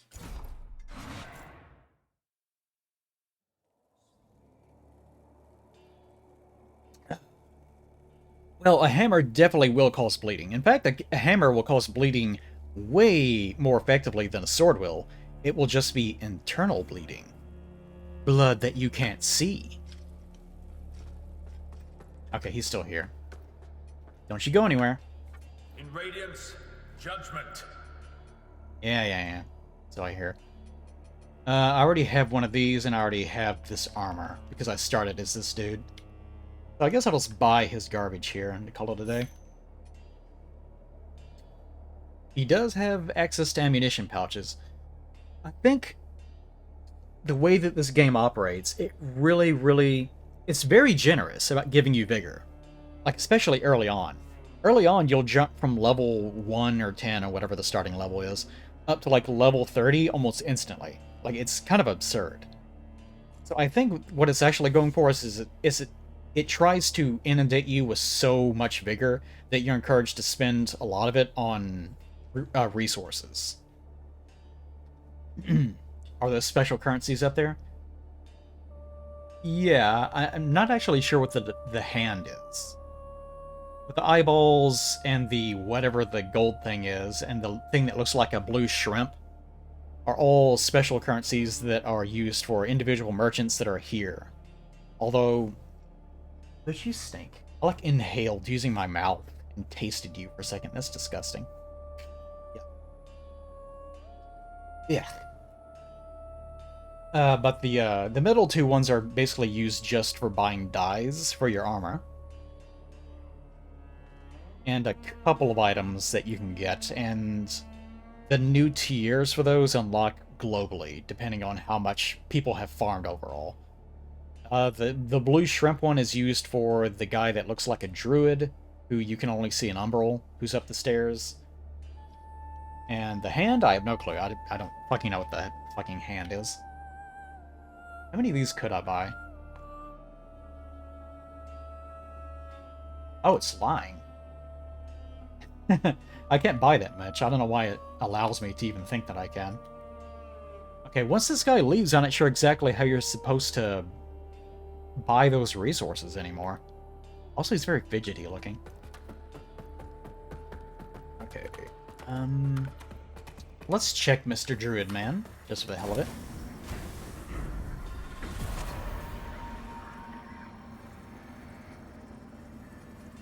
Oh yeah, I forgot about the Umbral Eyes. I got a new one. And also, I could probably stand to get rid of one of these if I charge. While charging a heavy attack, all damage is received as wither damage. Oh, and your posture cannot be broken. Ah. That's pretty good. I actually really like the Umbral Eye system. because it's what the rings sort of used to be in the Souls games. In the sense that it was supposed to be a defining feature of whatever your build was. Like, this is the thing that I do. And these seem to be way more unique. So the fact that I'm playing a big, heavy guy, for the time being anyways, might actually be better to do this, since I do so many charged R2s. But the secondary socket, if you don't have it in the first one, is what it will do instead. I actually 15% withered health regain upon striking an enemy. I've never actually noticed that working. I think that it doesn't heal you in Umbral, it just makes it so that if you have withered health, that you regain more of it. So it's next to worthless. Healing efficiency while in Umbral, fine, I guess. And 25% dread resistance. None of the secondary effects are really that good. They're all kind of just crummy. But they're there. They are there. I don't think I have any more rim. No, I don't have any yet. Okay, and I don't think I can upgrade the lamp just yet. No, I've done it on my other character. But I'm not that much further on.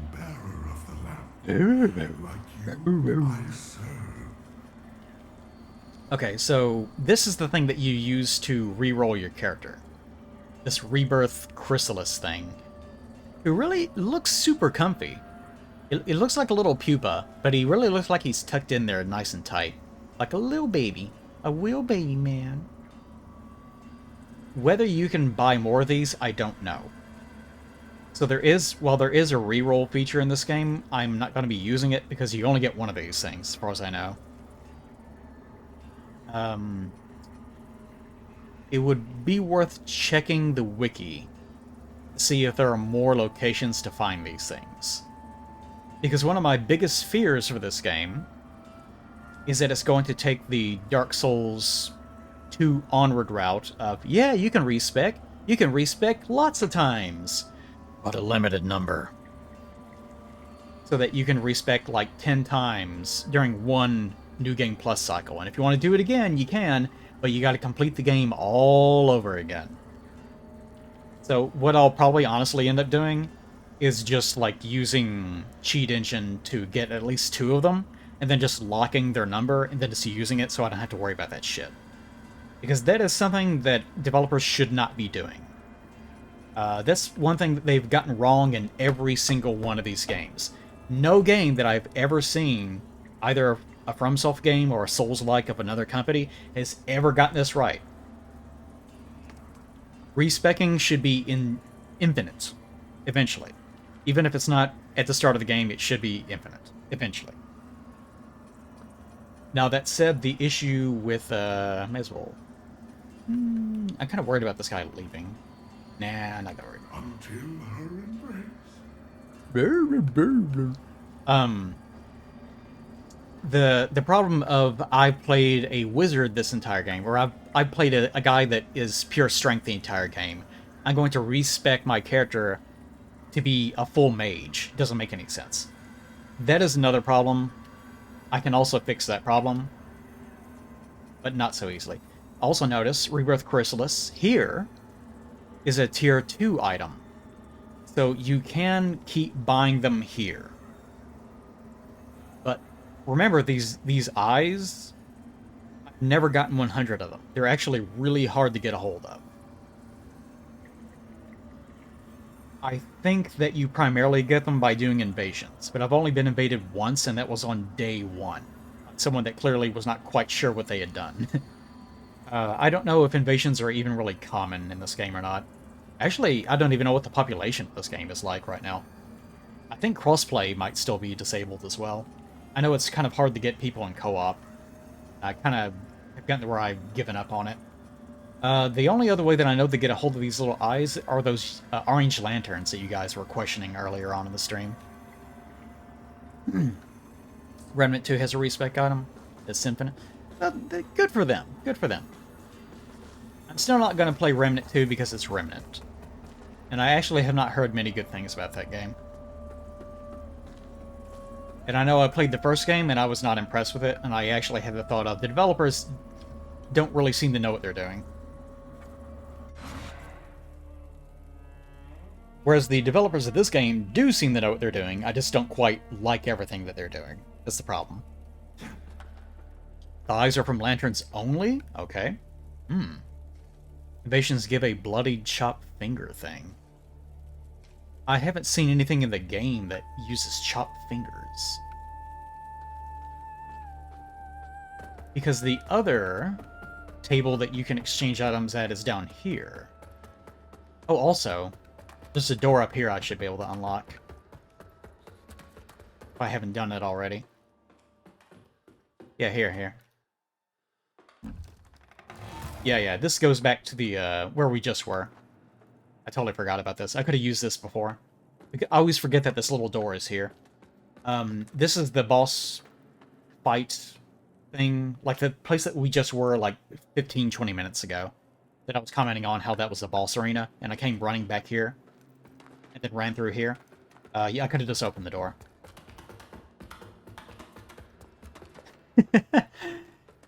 I love listening. I don't know how high your volume is. Look at that wetness. I think it's because my character is barefooted. So you're actually hearing like the sound of, yeah, they are barefooted. You're hearing like that wet sort of feet on, linoleum sound. Something's very satisfying about it.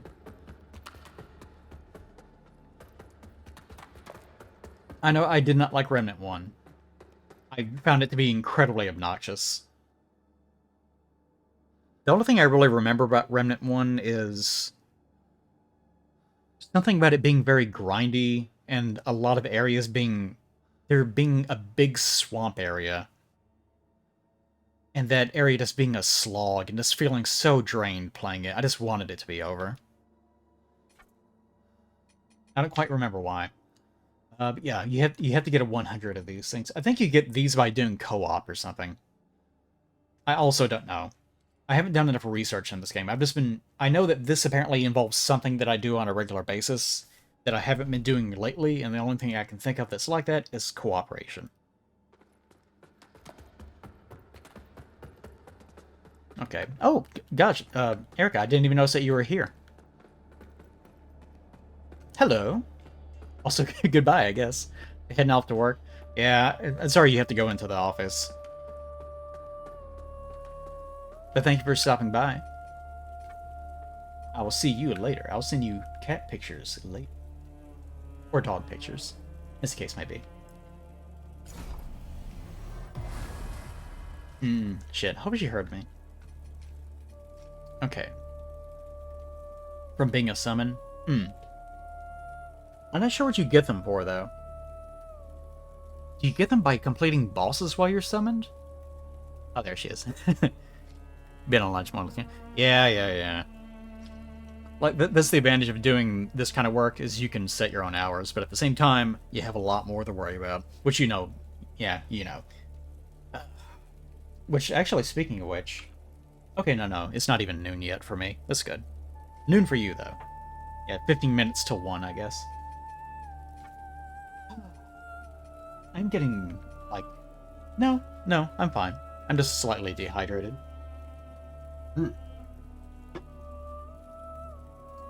Okay. Now, where the hell were we? I just completed the boss, that's what it was.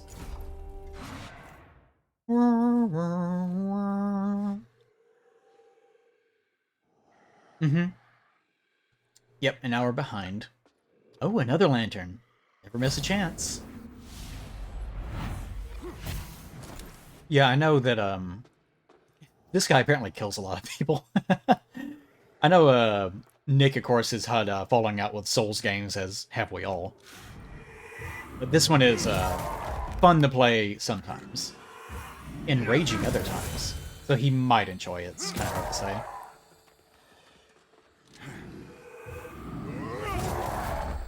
I love pancaking these guys.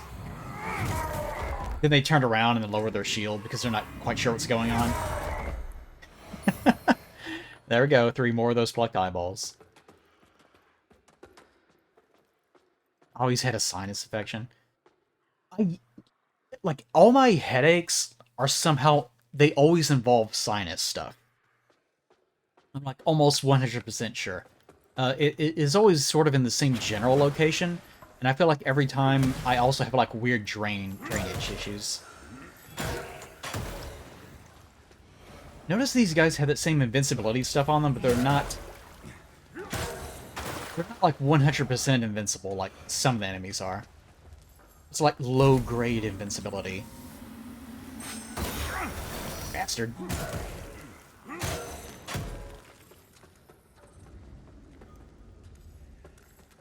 Yeah, it's invincibility omen. Joke for no one.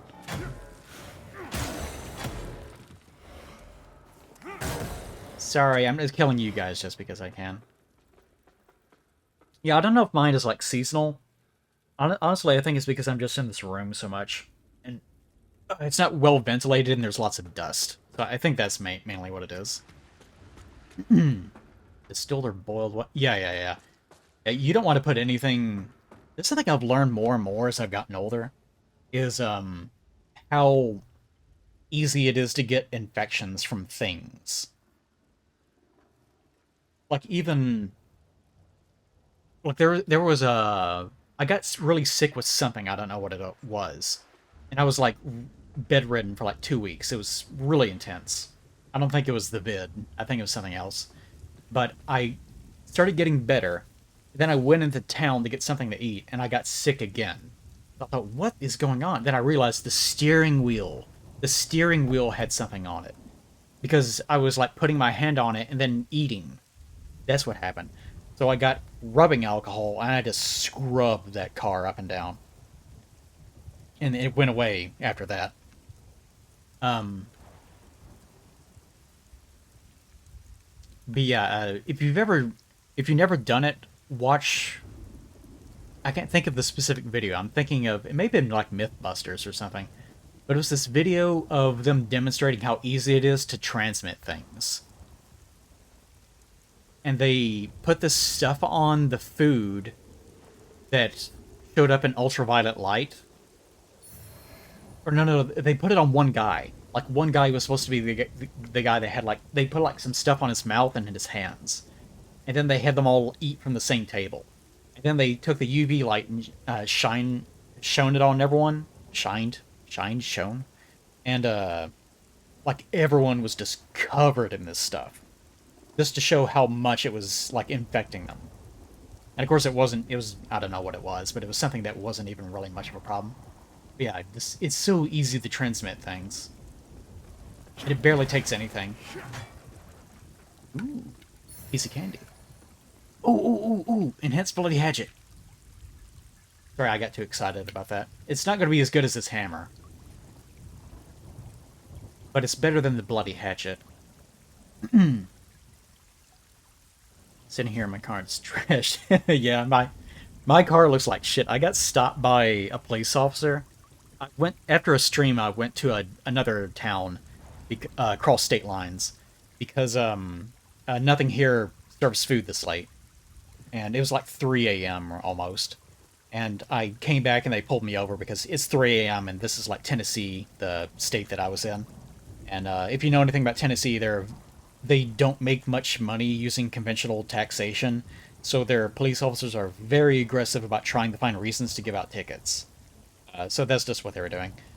So, and also it's the middle of the night, so who's going to be out besides like a drunk, right? So, but the guy pulled me over and it's like, yeah, your car is pretty clean, huh?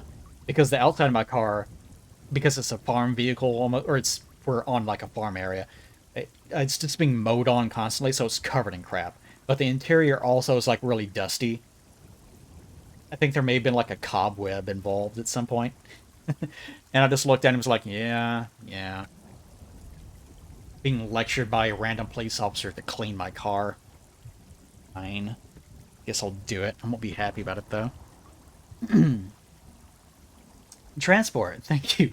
Did you enjoy my car story? Sorry. I'll get back to the game here in a second. Bloody Hatchet. The scaling on this is better, and it also builds up more bleed damage. This is a minor complaint with most games. I don't like it whenever they give you like an item or weapon, and then later they give you the exact same item or weapon, but it's just better. You could easily fix this by just upgrading it. Like, your character's just like, oh, I'm not using this anymore, and then throws it on the ground. Because why would you... I guess other than for, like, testing purposes.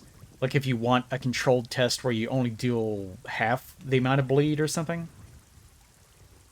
But otherwise, there's no reason to ever use the Bloody Hatchet instead of an Enhanced Bloody Hatchet. Other than maybe you don't have 10 strength and agility.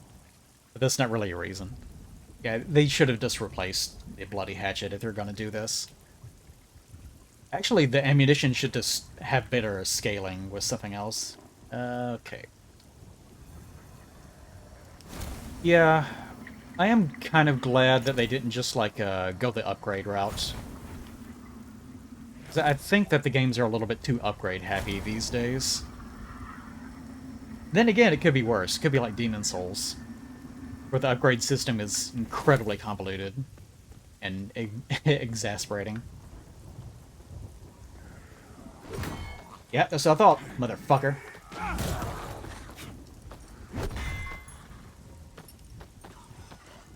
Always some asshole behind a... son of a bitch.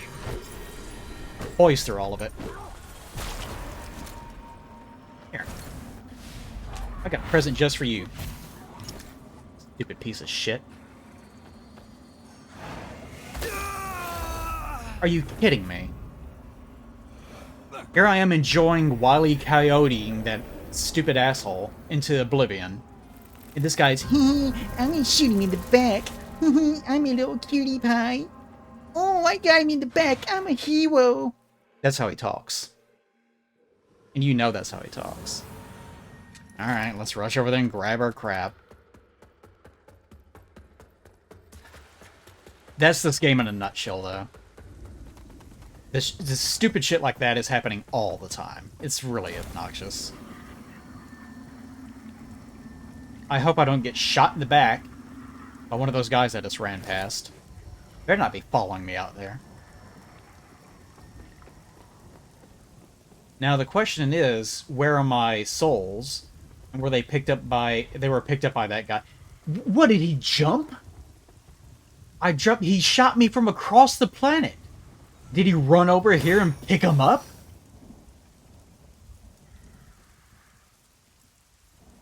Okay.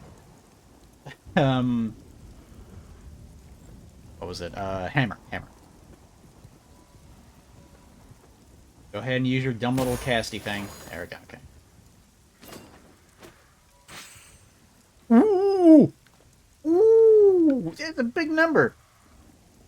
That's a big number. God damn. That just obliterated that dude. If they had an animation for that guy, he would have just gibbed into, like, mini gibs. Alright, that felt good. That was worth it. Now for you, my sweet. Wile E. Coyote, you again. Goodbye. Oh, wow! Actually, he fell all the way to the platform down there. Oh, he's right next to another guy, too. Well, that'll be a fun thing to deal with in approximately 5 minutes. Or knowing me, about 30. What the hell's over here? Or am I going the right way? Wait. I know what this is. This is bullshit waiting to happen. Okay, I'm gonna go pick up my shit first. I know... Hold on. I know because going right under this, I noticed that I can't tilt my camera to see anything. Like, I have no idea what's up there.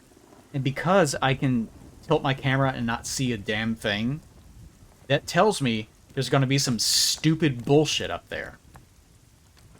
Because this is Lords of the Fallen. There's going to be something obnoxious that is designed to, like, push you off a ledge or some other dumb shit. Oh, good. I can do this. Good.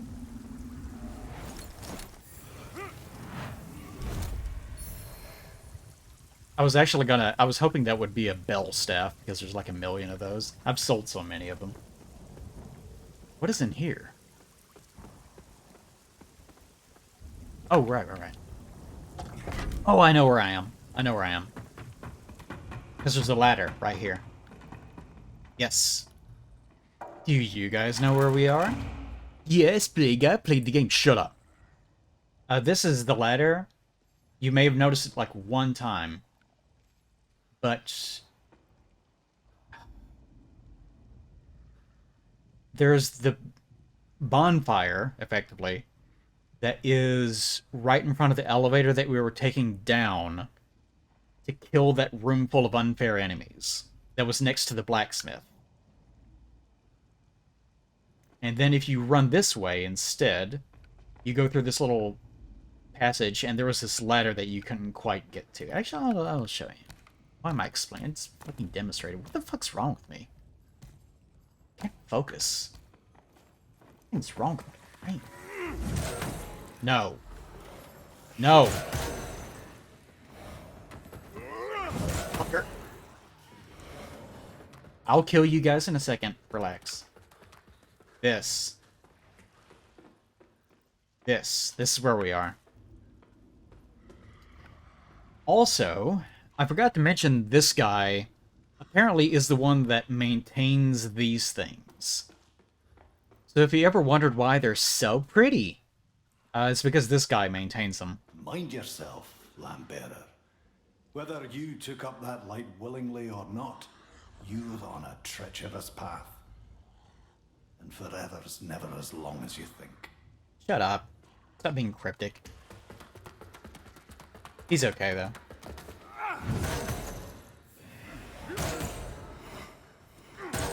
I don't know why I have the shield equipped. I haven't even used it. Do it! End me! Alright. Oh, I didn't think you would do it. So this is our new shortcut.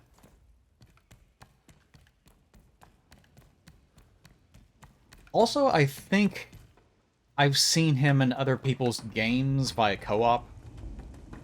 And I think that he is like a servant of the Umbral or some weird shit like that. Why are you still alive? Do you still... What? Didn't... What are you doing here? You should not be here. Let me fix this problem for you.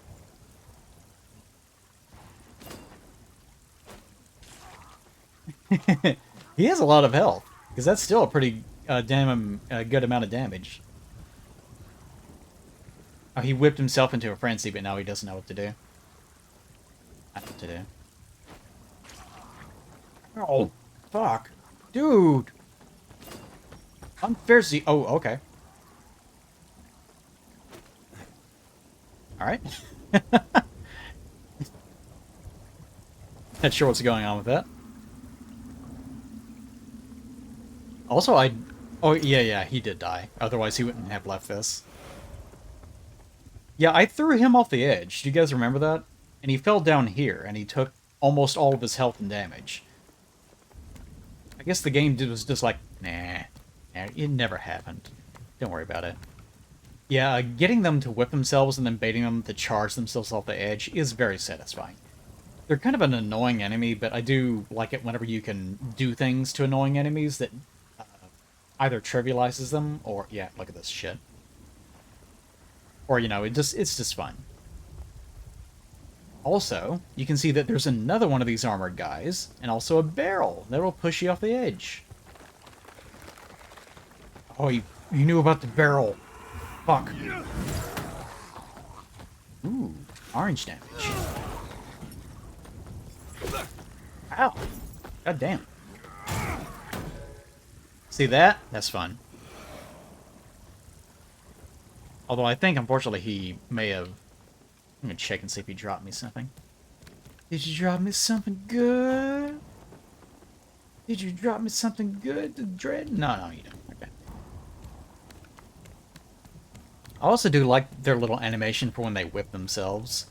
If you really haven't paid too much attention to the game, there does seem to be an ongoing theme with a lot of the enemies being designed around this idea that they are punishing themselves, or they want to be punished. And believe me, I am more than happy and capable of delivering said punishment. Yeah, I've got that catalyst. Actually, I have like multiple of that catalyst on my other character. Shit, there's something down there. I'm actually upset about this, because that means I'm gonna have to come back here and do this on my other character. God damn it. Okay.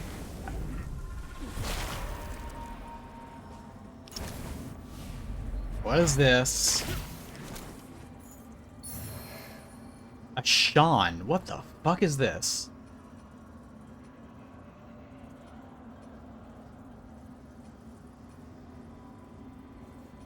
Oh?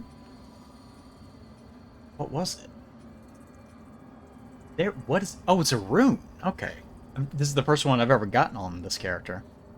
Increases elemental damage or increases elemental defense. Oh, okay. Interesting. I've never actually used a rune before.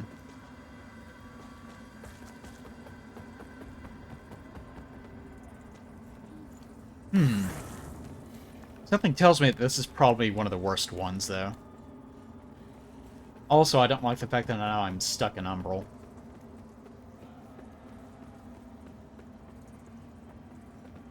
Okay, let's try not to get killed by whatever is up here. Okay, no, there's a barrel. I can guarantee you there's going to be like a ranged enemy somewhere around here. Oh, hello. Thank you, I need to reach in some of my health. Appreciate that. Thank you, ma'am. Okay. It'll give me the health I require. Oh, God damn it. I was trying to turn off the... There was a ranged guy. What are you doing here? There's two ranged guys. They weren't fucking around. No. They always try to get in that one hit before they die.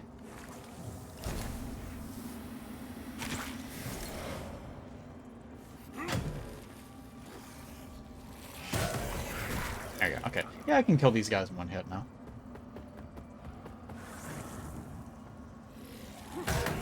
Oh, two hits. Are there different variations of them? Strange. What the hell?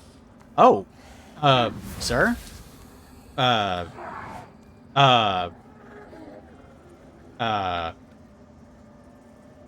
It's pathfinding to him. I'm gonna go check on him. He sounds like he might be in trouble.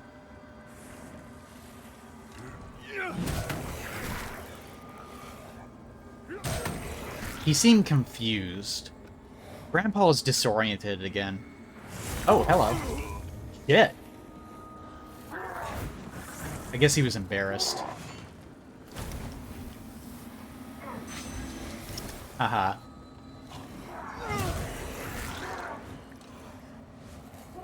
Guys, can you... This is why I hate Umbral. Like, you're trying to enjoy the experience of going through the level, and these little guys are like, me too! Motherfucker. Okay. Come here.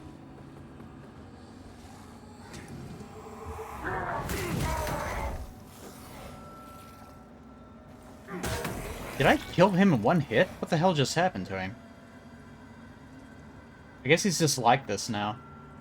Grandpa fell asleep. I'm not sure what happened. Like, I'm legitimately mildly confused. But not so much that I'm going to question it.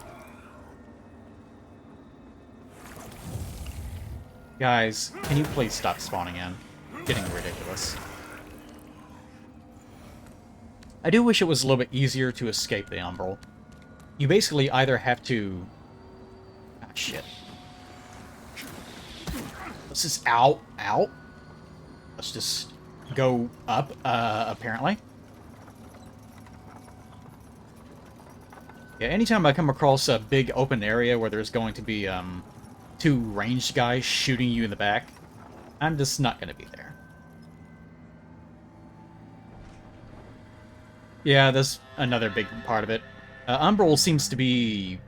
Umbral is basically just the punishment zone. It's, you died, so now the game's gonna get harder.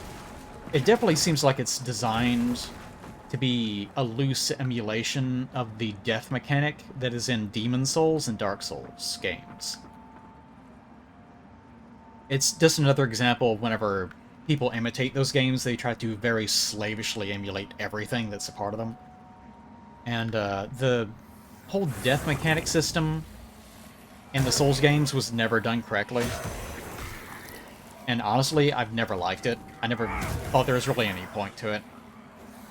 Those games never needed those systems. They don't really add anything to the experience. Because in Demon Souls, what you typically do is you just accept that half health is going to be normal health. And in the Dark Souls, like Dark Souls 1, of course, it's not really a thing either way.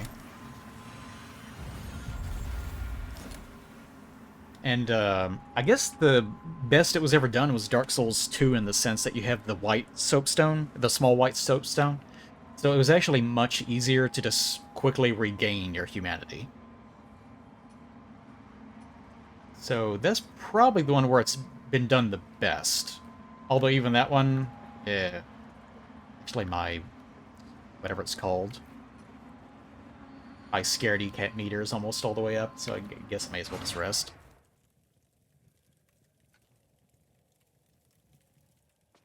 So in this game too, like, this is what I was thinking of before the game started. In this area, there really isn't too much of that. Here, I'll just do it this way. Like, you notice the game environment completely changes. Like, there's the normal thing that you look at, like, this is what the game normally looks like, right? Just like rocks and grass and shit. But then whenever you go Umbral, then there's suddenly, like, eyes on the wall and mouths and roots all over the place, and it's supposed to look way scarier and so forth and so on. But the only thing that I think about is, can you imagine the resource cost, both in time and money, that they went into not only designing an area, but then going back over the area and then redesigning it all over again and just painting that shit over every last surface and making sure that that also looked okay. All for what, really? The novelty of you die and then you revive in another world. Was it really worth it? And to me, no. Of course it's not. What a dumb decision. Not only is the whole Umbral system of, like, going into this alternate world pointless, really. I mean, it has some bearing on the gameplay, of course. It's mildly interesting. But it's definitely not something I would ruin my entire development cycle over.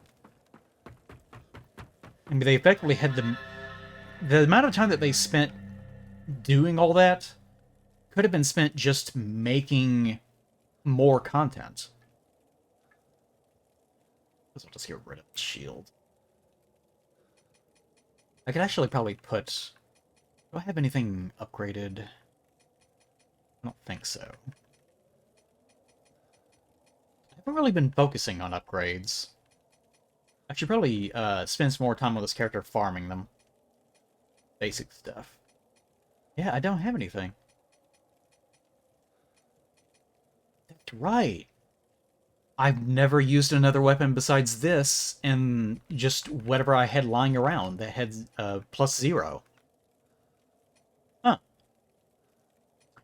And also on this character, it's eventually not going to be a strength character. I plan on making this quality so I can show off as many weapons as possible.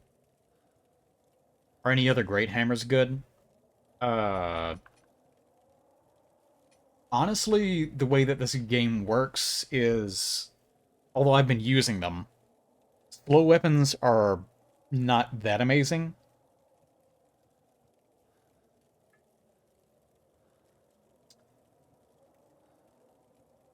Slow weapons are not that amazing.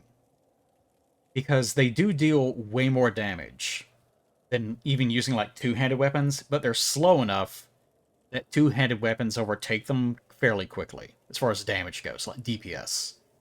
But that's offset a little by the fact that you are, at the same time, fighting these big clusters of enemies, so you're not just attacking non-stop most of the time, unless you have weapons that effectively break the poise system, or just do so much damage to the things that you're targeting, that you don't have to worry about them fighting back, because they're already dead. And eventually, once you get to the end of the game, you will find yourself in a situation where there's really no point to using these big, slow weapons. Because even if they, say, do what this one does, and applies 100 fire or something, or a larger weapon that... where is it? No, it's this one. Like Bloody Glory. Bloody Glory is one of the best weapons in the game. But you can tell that it scales with Radiance and barely anything on Strength, so I'm not going to be using it in this playthrough. But even this one, it has 300 bleed, but you would have to attack numerous times, at least twice, to inflict bleed, and then a third time in order to exploit the fact that they now have bleed on them. So it's actually better to have a faster weapon that can actually exploit status effects. And that's mainly what the advantage of going 2 weapons is. Because there's some weapons that actually inflict more than 1. In some cases, I think there's 1 that might even inflict 3 or 4. Yes, there's a bow that I think inflicts 4 status effects at the same time. It does almost no damage, but it's made for like plucking away at like elite enemies. You just hit them so many times, it builds up so many statuses, that it just really fucks them. So... that... like, the idea with heavy weapons also is that if you do charged R2s, which I've been doing a lot today, it does do a lot of poise damage, but you've noticed I haven't really broken much of their poise. By the time that you actually do break their poise, they typically only have like 1 or 2 hits remaining in them. So it's almost pointless. Whereas, if, say, you had an offhand dagger, the way it's designed is daggers have the most generous parry timing. So you will very easily be able to get parries off on enemies. But the way the parries work in this game is that it builds up their poise, or it depletes their poise meter. It's not like a parry in a FromSoft game. Thank God. Or else it wouldn't work at all. So while the parry timing on daggers is generous, it doesn't actually reduce their poise by that much. So it actually becomes very dangerous to just sit there and just block with a dagger over and over again, even if you are getting those consistent parries, because it'll take so long to wear down their poise. And that's where shields come in. Because you'll notice that like the block protection on these... like, even on the dagger, block protection is like 26% in this case. 20 to like 30%, which is pretty good in this game, because almost nothing goes above 50. Whereas, like this one, the block protection on this big hammer thing is almost 50%, which is pretty insane. Whereas, like on the shield, for example, it's only 38%. So you think, well, why would I be bothering with a shield? Because I can go two-handed, and I can get almost double damage using a dagger. But with a shield, if you actually do land a parry, then the amount of poise that it gets rid of on an enemy is way, way higher. I'll try to show that off, if I can. This is not the best place, because there's going to be 2 of those fucking ranged enemies down here. If I can kill them quickly, I might be able to show this off. I don't know. So that's sort of the balance of this game. Yeah, see, he's down here. But these ranged enemies are just looking directly at me. Damn it.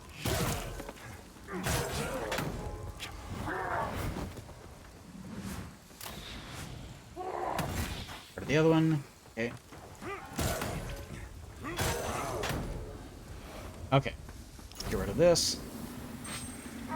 Okay. There we go. Alright. Now, charged R2. See how much little poise that... Oh. Oh.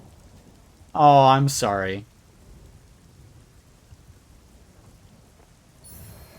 That was embarrassing.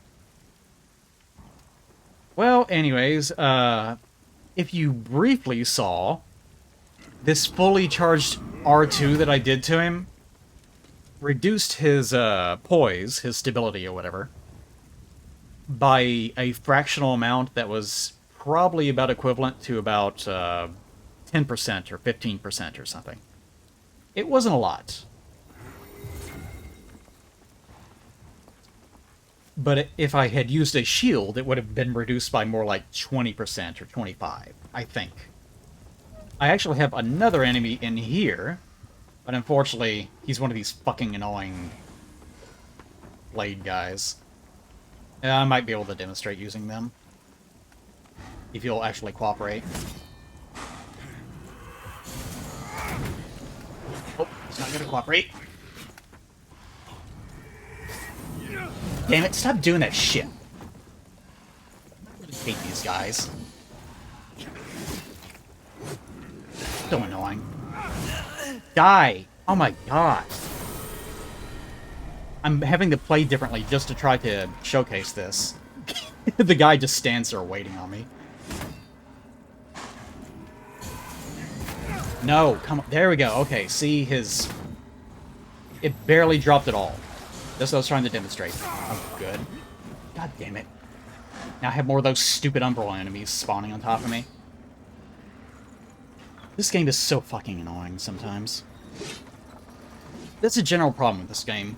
Like, it's a good general game. Like, the basic gameplay is good. It feels good to move around. And the individual enemies are fair. There's just too many of them. There's just way too many enemies. And they get way too aggressive, just piling more and more of them on. Especially when there's just very specific ways that you're supposed to deal with each individual enemy. Okay, so... if I can go back... I actually do have to go back down there, because he's guarding an item. I do know that as the game goes on, and I'm not looking forward to this, the game gets way more aggressive. About, I'm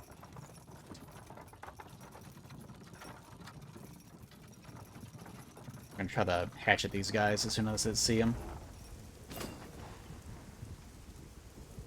Open. Fucker. Stupid bitch.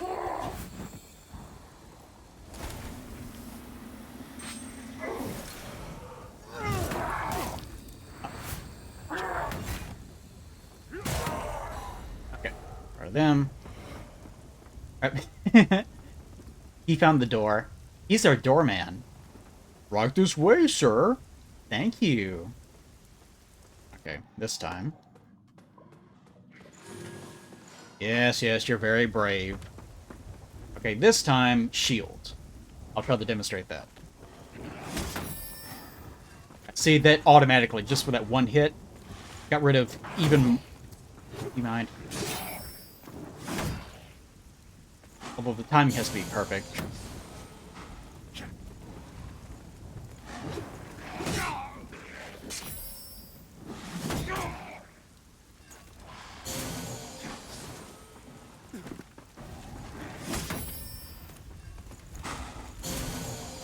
And you also notice that even though my health has dropped to basically nothing...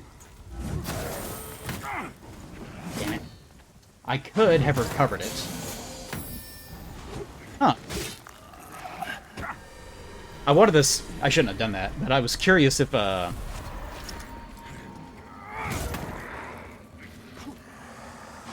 shit, these fucking things. God damn it.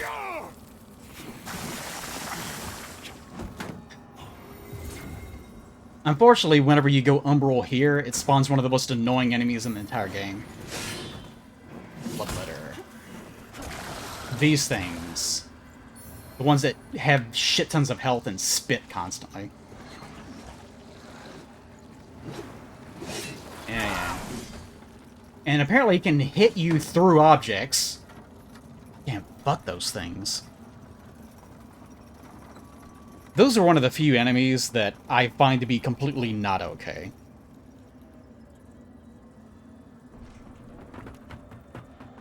Wait. I think there is an item there that's actually an umbral. It's worth going down there and doing that. Shit. I could replenish my health if I managed to land one hit. I'll give it a whirl. Yeah, the little fat fairy things, they're completely unacceptable. I find those to be really, poorly designed enemies.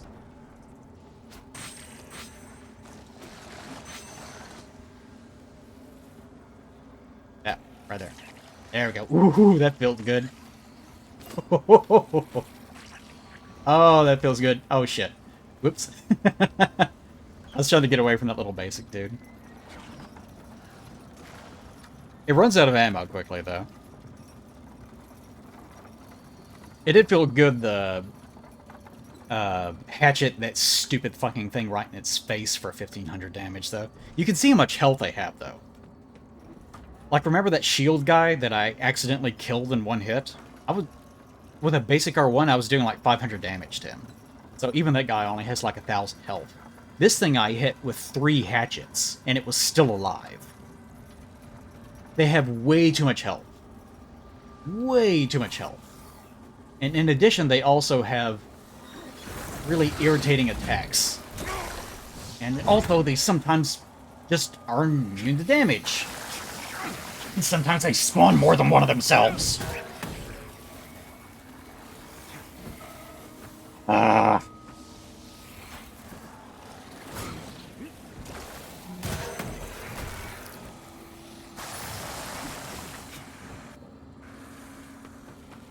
Hey guys, oh god, another one spawned in. Fuck this. It spawned in 3 of those fat, stupid fairy things.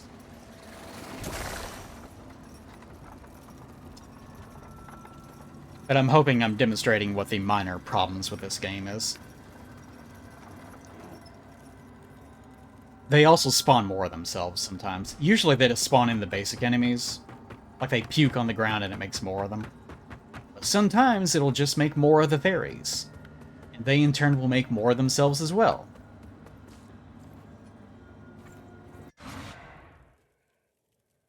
Yep, very fair. But that is the problem with this game. Actually, let me just go ahead and upgrade. That is the problem with this game. Individual enemies are incredibly fair, and developers know this.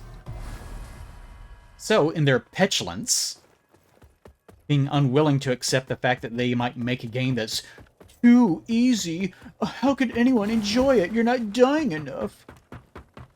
It seems like they went out of their way to make sure that the individual encounters are incredibly obnoxious. Yeah, it could have been that it was just randomly spawning fairies. Although in that case, I did kill one of them. And then 2 more of them just showed up for no reason.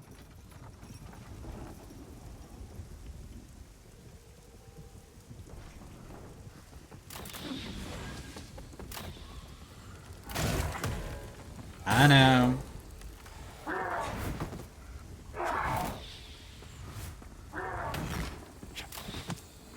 Right, asshole. Reload.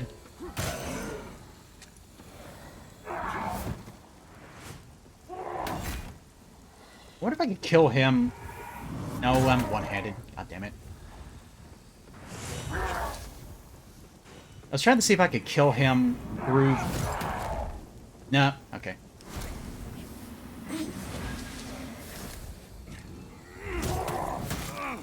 Okay. I guess the game just is not going to let me have that one. Alright. Now you can see one of those stupid things is just here already. I wouldn't call it irrational, but I have a very strong hatred of these things. I think it's because they're so effective and obnoxious, but also they're just stupid looking. That's what really bothers me the most about them. Also, I'm not fucking with you, so come here.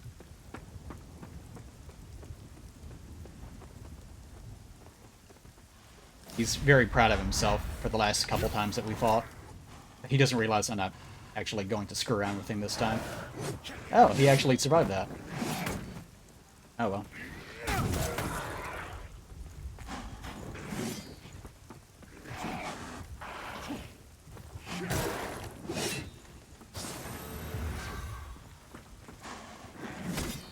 He used ladder tech.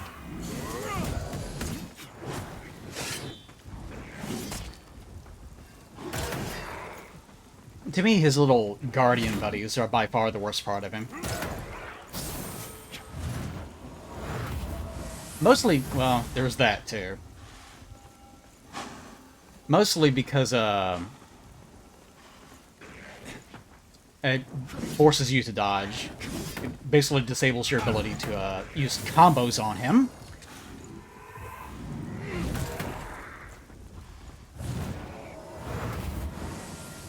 My god, he's such a coward. These are not difficult enemies, they just really abuse their healing and the little spectral buddies.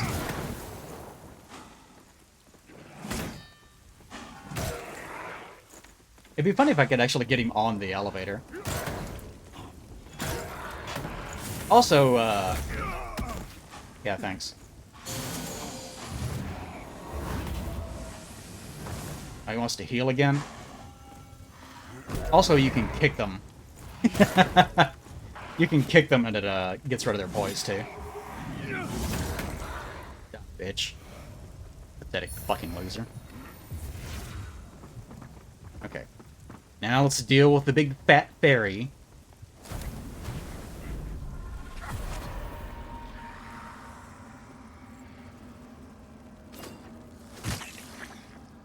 Feels good.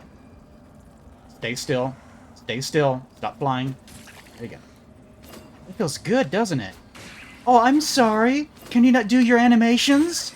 Oh, is it unfair? Oh, I'm so sorry. Was that unfair to you? I know, that's illegal, isn't it? You poor little thing. Poor little sweetheart wasn't allowed to do an animation. Poor fat fairy. Anyway. Okay, yeah, okay, there wasn't actually anything here, but there is these two weird little things. I can't tell if I'm meant to, like, try to jump there. Surely not. There's, like, no way I can make that jump. But you can tell there's, like, another drop that's right there. And it looks like it has corpses on it that are meant to have items or something. But maybe those are just roots, I don't know. But it does lead further down. But that's an area that I've already been to. So, I'm not quite sure what to make of this little area. I could try the jump down there, but maybe not.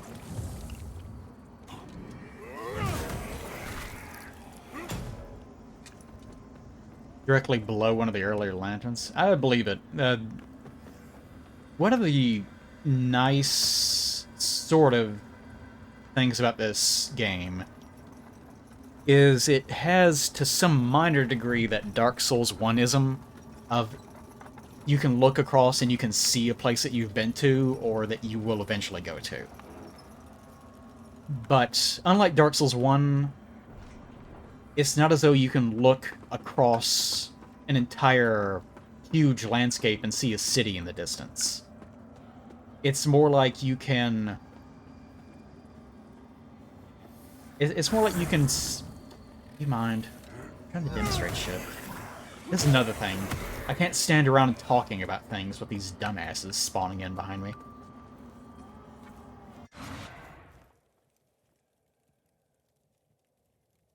Okay. It's more like you can, like this, like you can look down and you can tell, oh, that's an area that I'm eventually going to go to. But there's nothing really around it that's recognizable. There might be like a little Coliseum area or something. I'm not sure what that is. So you can sort of tell, but it's not quite the same, because it's... I think a lot of it is that the area is too much like Dark Souls 3. It's too gloomy and desaturated and gray, and everything has to be like jagged and full of rocks and broken timber, and everything's on fire. One of the nice things about Dark Souls 1 is that it was kind of nice looking, and Dark Souls 2 is sort of this way too in places. Where, sure, you're going into these dilapidated areas that have, like, desiccated remains and things from bygone eras and so on. But they're still nice looking. It's not just a bunch of dead wood and dirt. Hello. I was trying to make sure that there wasn't a crossbow guy there. What if I could do jumping attack? No. Strangely, whenever you, like, jump... Ah, here he comes back. When you jump, you can't actually attack afterwards. If you fall, then you can attack. No, you're not running away. Come here, you little fucking coward. I know you wanted to stand in the back and fire shot after shot into my hide.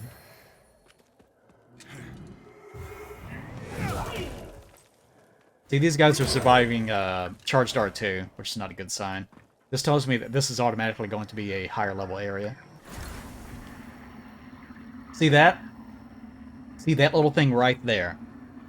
That is one of the worst enemies in the game. I know I just got through describing that little fat fairy thing as being one of the worst. This is also terrible. The main problem with these guys is that their moveset makes... That's one. Their moveset makes almost no sense. Yeah, wasn't that nice? Did you like the fact that I kind of got stuck in the wall? And it kept doing attack after attack after attack? Its animation wasn't changing, it just kept attacking. Yeah, I don't blame you if you saw that and you weren't quite sure what just happened. Because it doesn't actually make a lot of sense.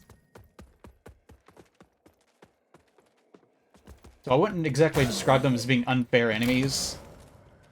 But they're definitely a bullshit enemy. At least they didn't steal my soul pile.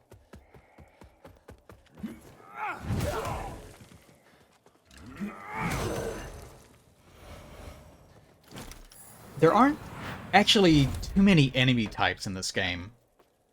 You'll you'll see a lot of the same enemies that are just like red or blue. You know, this one's fire, this one's poison, that sort of thing. Which I've never been too bothered by. I've never understood people that are like, there's more than one asylum demon, it's bullshit. Who cares? What, could you not beat him more than once? Is that a big concern? It's the people that are, like, really obsessive. See that little piece of shit up there? I'm not even allowed to target him. Oh, I'm sorry. Did I look at you? The second that I saw him, the game's like, okay, no, send him to attack. What is that? That was an attack. It's so weird looking. These guys are not okay. No. No! Little freak.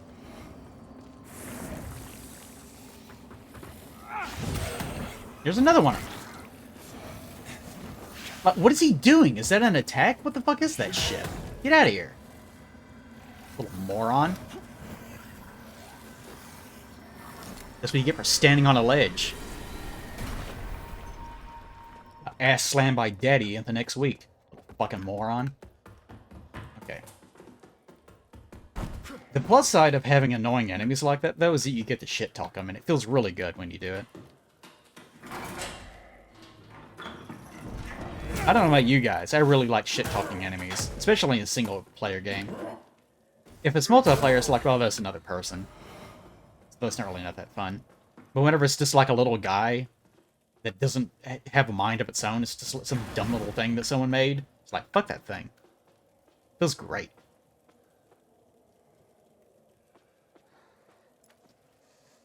If enemies don't respond to you, by the way, a little trick you can use to pull them is to just try to absorb whatever souls, or I'm not sure what's going on.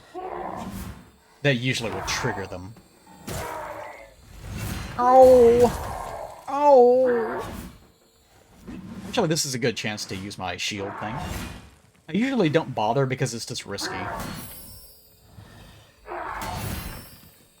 It still takes a while.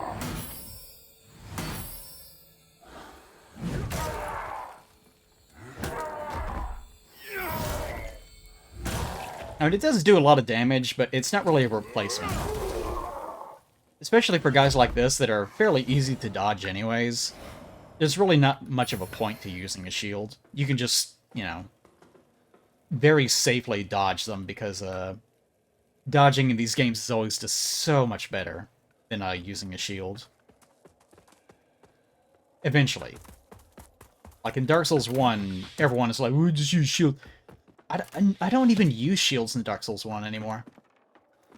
It just gets to where, I don't know, it just locks you in place, and it's really suboptimal. There's no point to doing it. Oh, fucker. Notice I'm overweight, too. In the game. Not in real life. I need to drop a little bit. Yeah, there we go. Okay. It's because I switched crossbows at a point. Ah.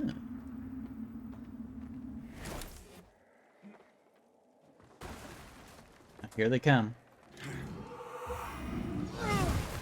Dingus and Bingus.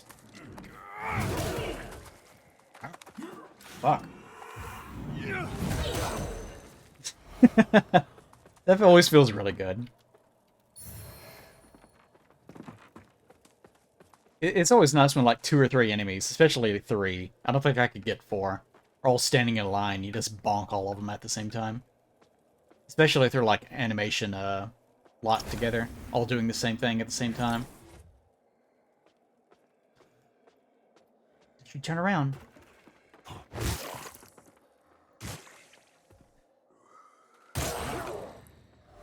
What the hell is it? Oh, yeah, this is like a map, I think. Yeah, map of the Mans. I don't understand the maps. Like, there is a map screen in this game. This is the map. Is this useful to anyone? Is there any information on this whatsoever that is useful? I can appreciate that they had, like, concept art or something. But it's not beneficial. There's no point to having it. So, a little bit confusing. Did I miss anything over there? I got too excited about kicking that guy. I don't think I missed anything. I'll check real fast. Yeah, it's just like art book shit. I don't really understand why it's even in the game in the form that they put it in. No, I guess that was it. Yeah, okay.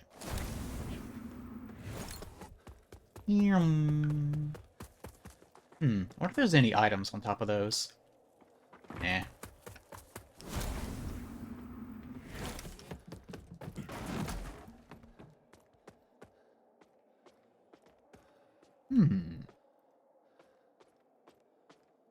Yeah, I guess there is... Hold on, let me... Where was it? There are landmarks. I guess the intention is...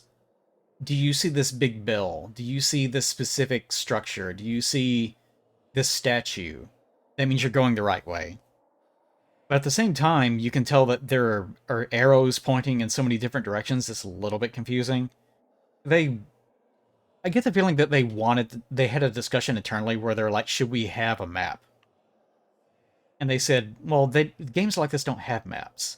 But they also said, well, there's also lots of areas where it doesn't really make any sense where you are. So they compromised and said, well, let's just show them some of the concept art and have arrows drawn between them to let them know there's a shortcut somewhere. We're not going to tell you where, but there is a shortcut that you might happen upon eventually. So I would still contend that it's pretty much a worthless system. Okay. Are there any other enemies besides... Yep, there's an arrow guy. There's always gonna be a fucking arrow guy. There will always be an arrow guy.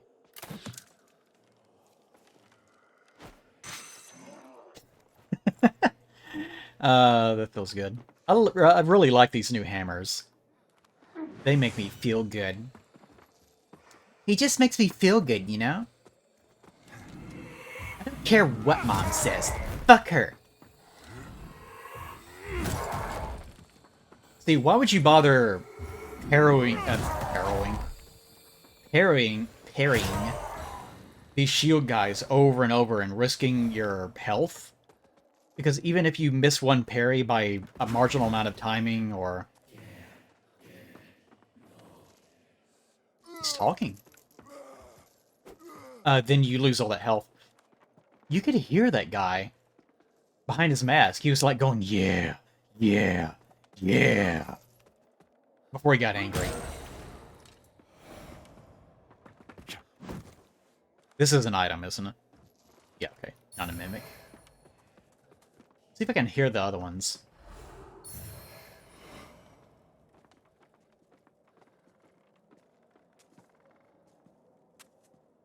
They're not saying anything. They're pretty weird looking. Like their necks are too long. See that? Don't their necks look too long? Maybe they're like wearing a fake... They're doing a smoke thing where they're wearing a fake... Oh, now he's angry. Urgh, I'm going Super Saiyan. Super Saiyan is real. Oh, fuck. Super Saiyan is real. Maybe it's because he was standing next to that bell, and there's some sort of weird sound thing going on in the sound design. Or it's meant to sound more resonant. Anything here? Nope. Ah, here's something there, but it looks like that's going to be a backtracking section. I wonder if I could jump that.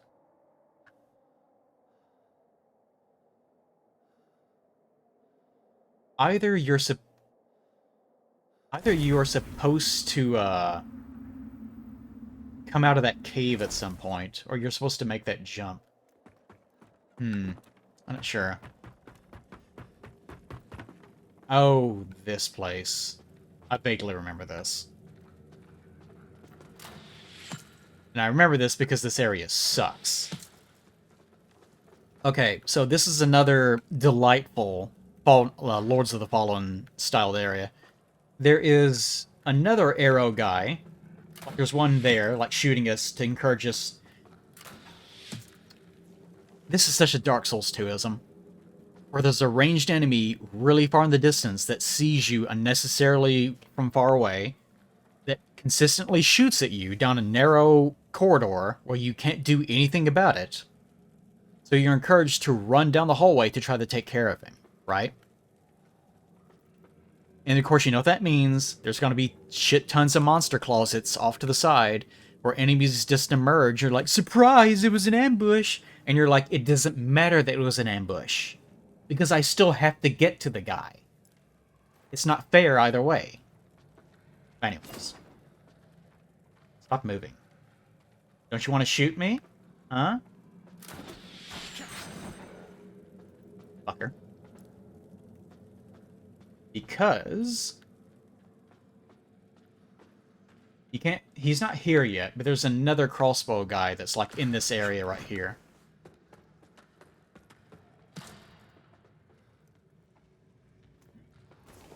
He's trying to get his attention. And he's not going to come out. But in addition, there's also a sword guy behind those boards over there. You can see him. Oh, there he is.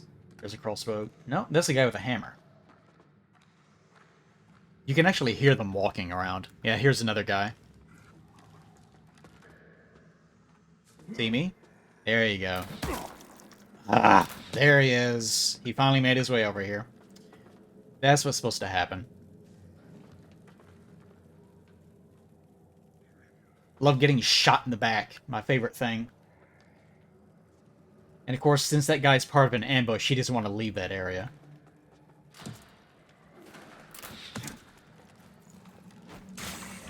Fucker. Oh, now you want to fight, huh? Now that it's convenient for you. And you don't have a choice. Shit. Another valid mace. Alright. Now for the shield bitch.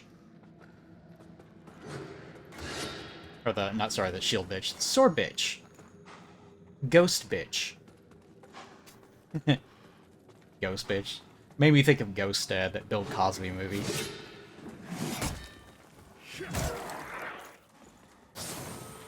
Yeah. Come forth, my ghosty brethren. Fight for me, because I'm a coward. My pussy hurts. Oh, you didn't hurt him. What will I do? Surely someone must protect my pussy. Time to heal. Oh, no, you want to heal. Yeah, there you go.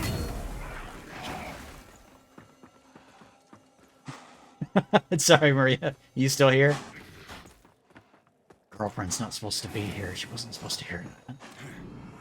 Embarrassing. Oh, don't do that.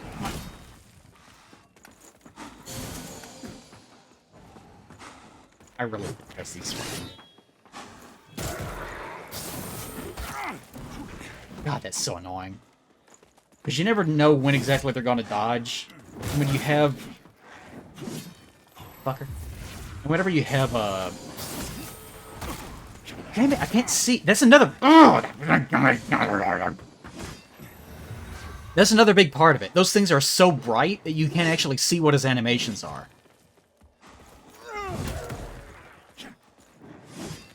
Whenever he does it, all you're doing is like just staring at pure yellow.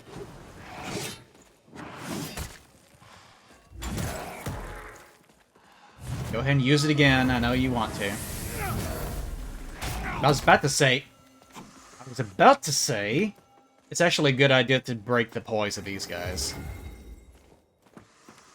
Yeah, budget pontiff is a good way to describe these assholes. Fucking bitch. Eat shit. Wish I could teabag in this game. Hate those guys. Okay.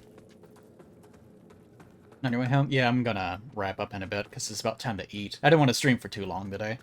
Especially since I've been fighting that camera the entire morning. Why not? The planks go away if you're a ghost. Is there anything actually...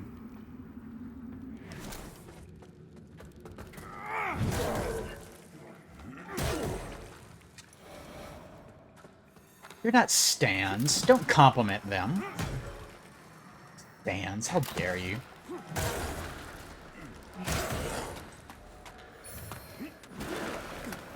He, like, pisses himself and, like, turns and lifts up his skirt and farts them out. They do one attack and then go away. It's literally, oh, I'm scared. He's gonna hurt me. Deal with that.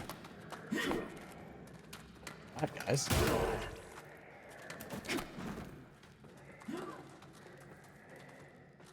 All three of you, huh?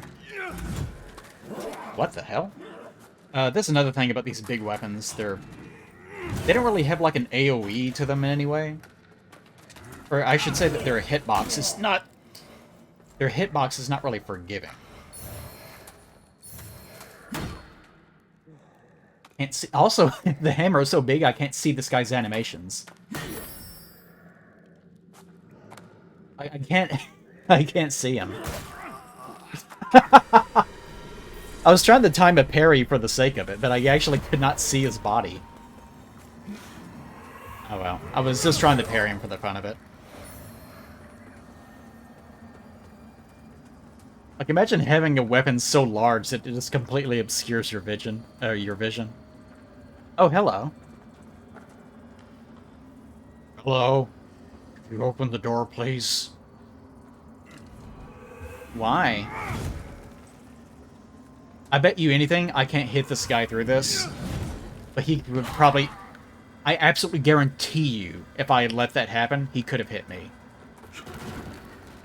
This is another bullshit thing this game does.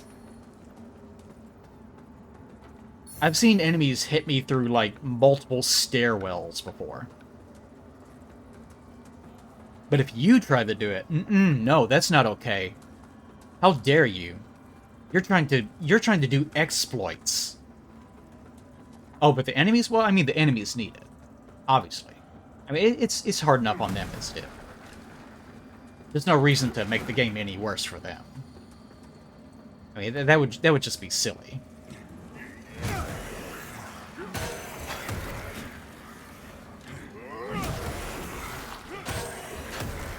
Also, I'm trying to use this thing, but you can't use them as if there are enemies nearby.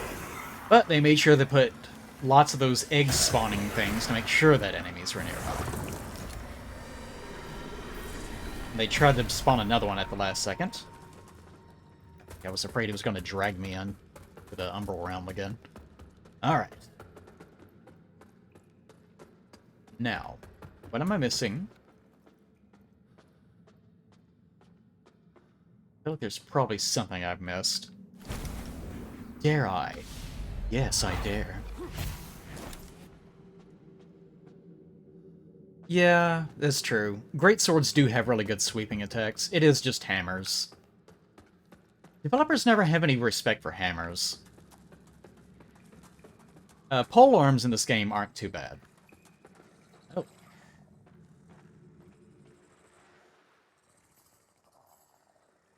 That looks like a basic enemy. It's this normal enemy, isn't it? Huh. It's kind of rare.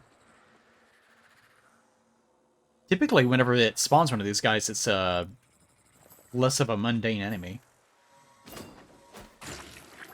Ooh, he has a lot of resistance. Okay. I didn't want to risk it. Oh, yep. That's why.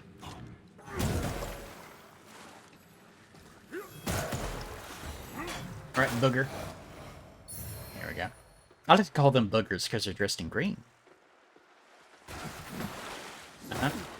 See, that's the reason why that guy, whoever the guy I was avenging, that's how he died. He walked into this room and tried to fight one guy, and ended up fighting 3 of them. And all of them took turns pushing him.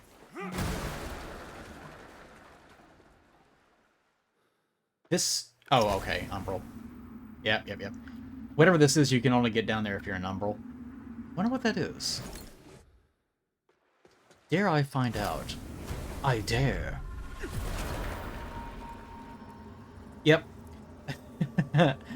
If you don't know much about the way that I play these games, even if it's a game that I know intimately, like Dark Souls 1, like I could almost play Dark Souls 1, not quite blindfolded, but you know what I mean. But even then, I do spend a lot of time just kind of goofing around. I like goofing around in these games. To me, it's a lot of fun. Also, I'm getting rid of these eggs because I don't want these guys to spawn behind me. Get bonked! Okay. Because what I'm thinking of is, as soon as I try to grab this item that's at the end of this long corridor, it's going to spawn something in. Because this game doesn't like giving things away for free. A Lucent Sword Ring. I'm going to have to come back and get this on my other character, I think, too, because I don't remember anything at all about this area. No way. That's another thing about these hammers. They have a tendency to wildly miss if you try to attack if you're too close to an enemy. You end up overshooting them quite dramatically. Okay, where am I? Wait, this is the entrance, isn't it? Yes, okay. I like my little pitter-pat in my little feet. Why is... I kept seeing a blue something right there. What is that? Maybe there's nothing. Oh, okay, it's those things that are trying to spawn in. That's what they are. Okay.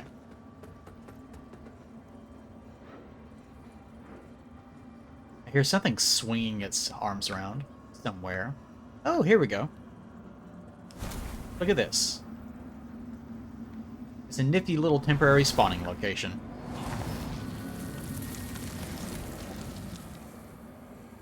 The game should probably have a little bit more of these. Nah, no links on the screen. I didn't want to do it for this game.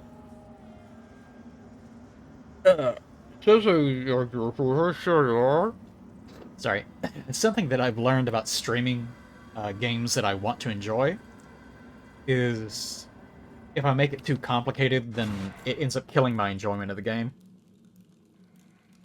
This is definitely part of what happened with Elden Ring.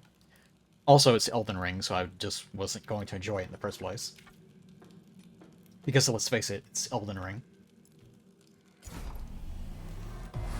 That's why the LP died. Because I was not having any fun at all.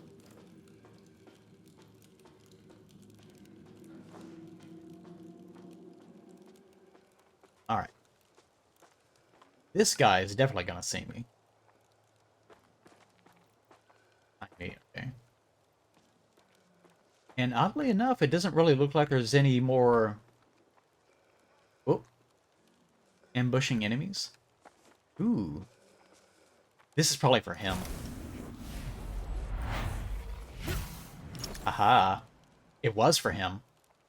Someone named General died to this guy. What the hell's that noise? Kind of like a dog. I would need a key for this. Okay. So I have to go out here.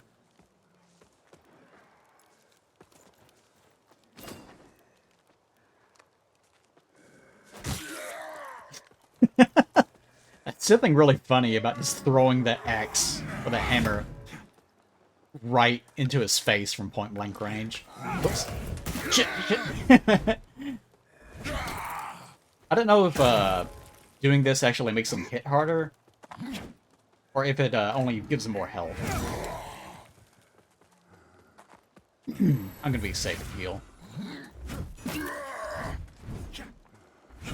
Oop.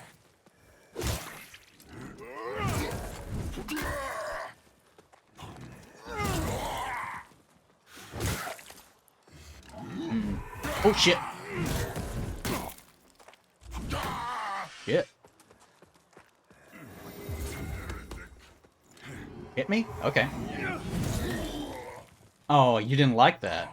Maybe you shouldn't have asked for it.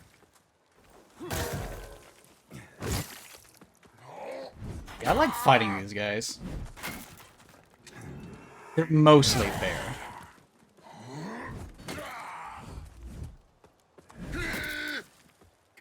They also make funny noise. Haha.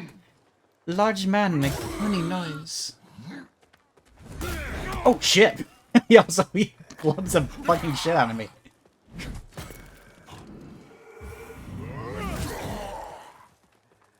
He really walloped me good there, though.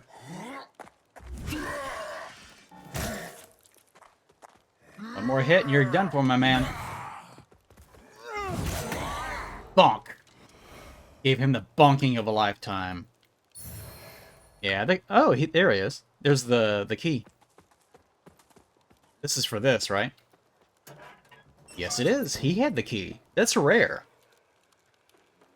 You don't see that often in this game, where they just give you the key to an area. Usually it's some incredibly complex thing where you end up going through a level for like 30 minutes.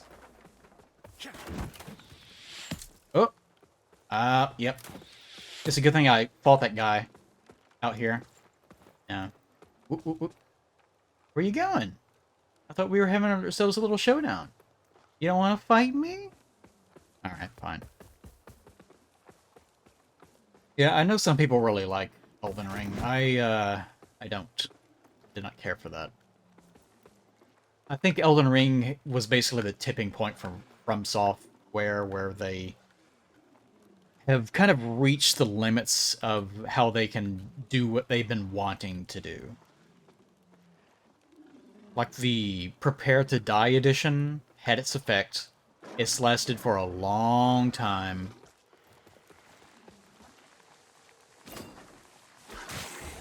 Ooh, that felt good.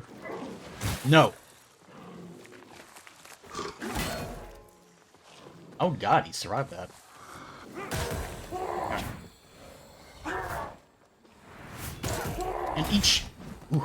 And each game subsequently has been more and more obsessed with trying to make the game more difficult as people have learned how to play games. which has resulted in things like hyper armor, enemies that don't have any stamina. People forget about that. Remember when people threw a tantrum about the Hammer Drake Keeper in Dark Souls 2? Do you remember that? The Hammer Drake Keeper is like the horse armor in Oblivion. That's what it feels like to me. It's this really antiquated, wow, remember when people were upset about that? Because it got so much worse.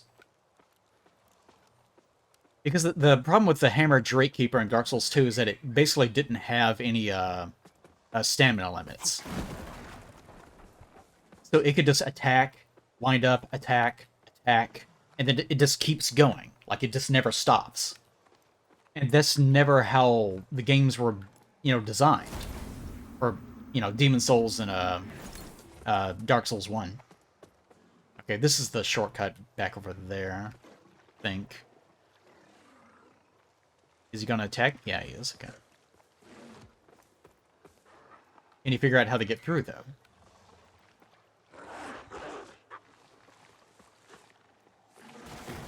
Oh, there he goes!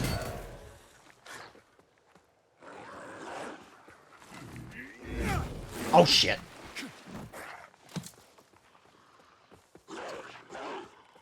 Another minor problem with this game is that you lose lock-on pretty easily. Like if an enemy goes behind a wall or something. So as a result, it does have a tendency to cause your vision to just go spiraling out of control. What's up here?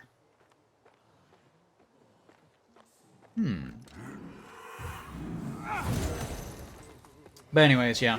The Hammer Drake Keeper in Dark Souls 2 evolved into, Bloodborne as a game. Which, Bloodborne's a completely different kind of game. So while I didn't care for the combat in Bloodborne, because I don't really like dodging and just wildly slashing and farming for blood vials and so on. It's fine. But it definitely set this precedent of, oh, people love Bloodborne. I can hear them.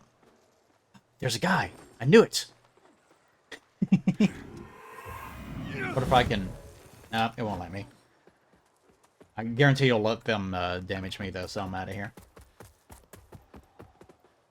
There's a ladder there. But that led into Dark Souls 3. And Dark Souls 3 was way more... People like aggression. Let's make it all aggressive. But it still has to feel like Dark Souls 1. So let's just make things mildly faster for the player. But more importantly, let's make sure that enemies attack 3 billion times per second. Nice. Oh, that feels so good. I love the throwing weapons in this game. They're so satisfying. This game does do a lot of annoying things. Whoa, hello. But it definitely got the feeling of, like, throwing things and certain actions. It got it just right. What's in here? Ooh, is that a vestige? I'm not gonna just run in there, though. This is a good quitting point if I can get to it. But every time I enter an area I'm not sure of, I'm always going to assume that there's going to be, like, 3 or 4 enemies hiding behind a corner somewhere. Nope, looks like we're good. Nice. Yes, there's also a ring that makes you do even more damage with throwing weapons. I kind of want to try that. The only problem is there's no way to replenish ammo in this game besides ammo pouches. So if you want to do that, then you basically just have to spend shit tons of money. Just buying ammo pouches. And the guy that sells them leaves at a point. So I don't know what you're supposed to do if he does that. I like the little... Hold on. I like the little bow that your guy does whenever you leave. Like you leave and... Yeah. It looks funnier with the big pyramid head. Yeah, the blacksmith also. I think the blacksmith smells ammo. I'm gonna trust you on that and say that it does. Oh yeah. This is definitely an ambush area. I'm just gonna go ahead and heal.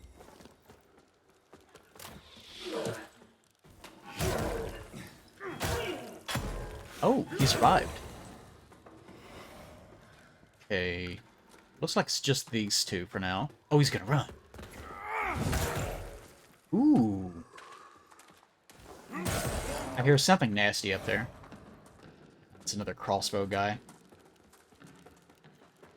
Yeah, that crossbow guy. Yep, here he comes. No. Bad. Now for your kicking.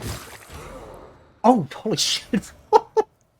I forgot that kicking guides, in addition to doing poise damage, in this game it causes a little bit of damage. So it looked like I just completely obliterated that guy.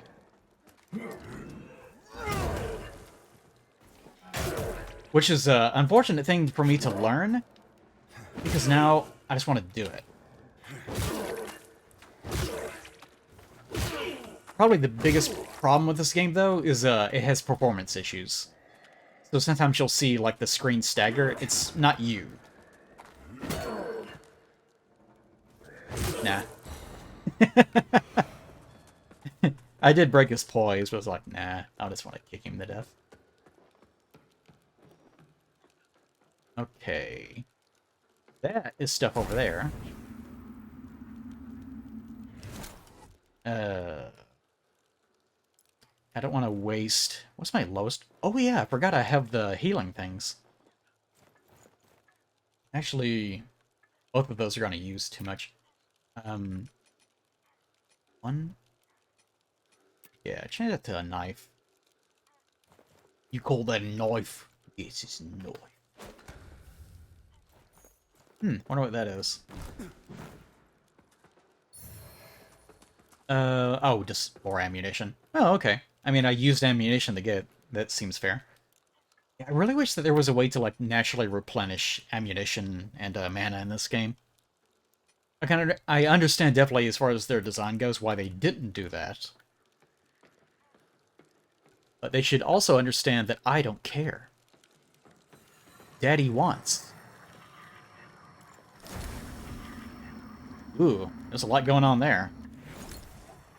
Okay. Dare I go over there instead of over here? Yes.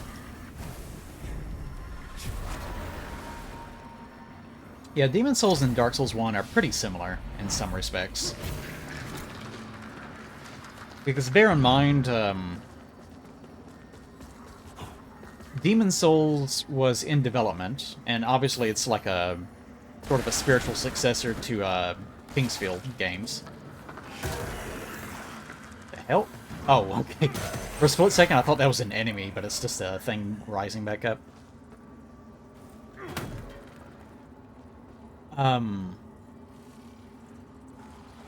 But also... what the fuck? Why would you put it... Why would you put an enemy here when there's also a little remembrance thing?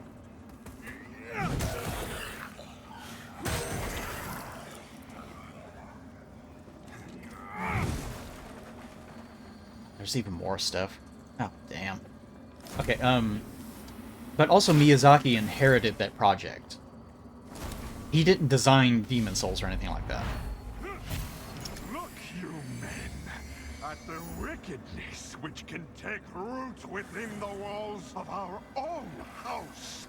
If You're pointing it the wrong direction. Oh, wait, no, he isn't. Our rigorousness. Do you mind? We're in the middle of a thing. It's so inappropriate. Malevolence and greed and You can't even get over here without being an umbral. with the souls of those who once swore a solemn oath, and then turned them away from the light of our eternal Lady. Like he's about to start And crying. they skulk and plot in shadow. Those waiting minorities. till they can enact their most foul betrayals. Yeah, you get the impression that the church guys are not cool. What will be the fate of all traitors who submit to sin? Good job. Yeah, that was a good performance. The voice actor must have been having fun on that one. Guys, can you just go away? Can you stop bothering me? Like, the second I said that, like... Oh, I'm sorry, do you not like our thriller party? What if we spawned more zombies? Okay. But yeah, Demon Souls was... Oh god, one of these fucking horrible things. I hate you. He's gonna immediately start spawning in stupid bullshit. There is a way of dealing with this, and it's just doing this. Shit.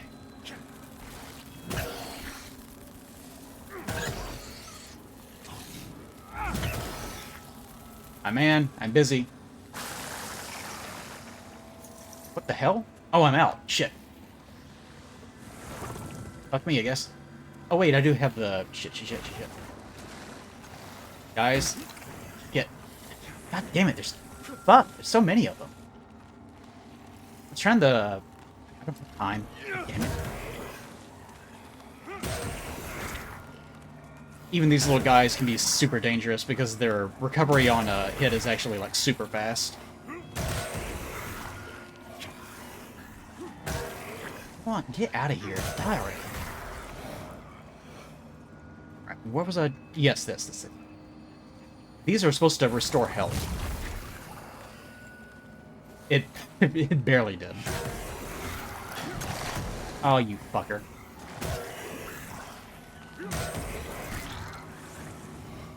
Oh my god. It just never stops.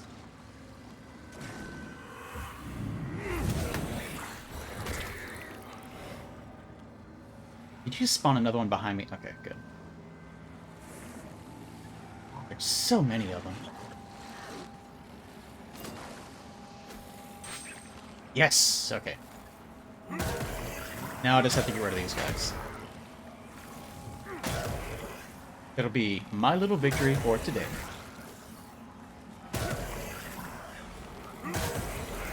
I do like the big hammer, it does a lot of bonk damage, but its moveset is definitely not the best. Because it's slow and it doesn't have any arcs to its swing. Get out of here. Alright. No more secret enemies, I hope. Oh, you fucking kidding me? Do you mind? Could you not spawn directly in front of the thing I'm trying to interact with? God, it's like a child in the mall. Okay. Alright, I get it. I'll leave. Actually, there was another thing here. But there's too much crazy shit going on right now. Let's just do a big hard reset. That's what she said. Oh, there's... Wait. That's a mimic right there. This is not. I also don't remember seeing these before. Oh god, do certain items don't show up unless they're in Umbral? Oh, I hope not. Well, that would not be good. Okay.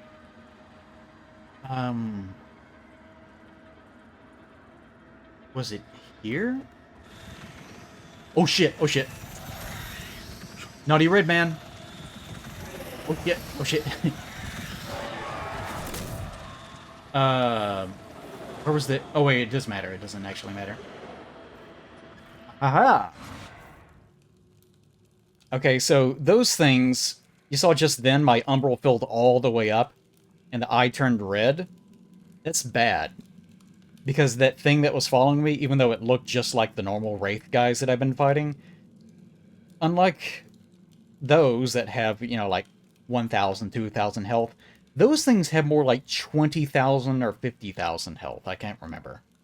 And I've had situations where I've thrown them off of cliffs, and they still don't die. So they're very dangerous, and they're almost impossible to deal with. Supposedly they will go away if you hit them enough times within a small time frame, which basically means that you have to use like a fist weapon or something. So anytime I see those, you pretty much need to leave. Because they're basically there to tell you you spent too much time in this area and now you have to die. This is the consequence of being in Umbral for too long. It's another one of those fun little time-based mechanics that this game's so fond of. Also, you might be thinking, well, can't you just throw them off the edge into oblivion for an automatic kill? Yes, but the lantern barely moves them at all. Like the normal ones, you can like move them, and you know they move like 2 meters, I guess, right? These things move like 1/3 of 1 meter, so you basically can't really do much of anything to them. This is the one that I think I just unlocked. So basically the only way for you to throw them off the ledge to their death, and I've done this once, is to get them on like a beam, like a wooden beam that you have to walk across. That way, whenever you move them, they basically have nowhere to go at all, except for down.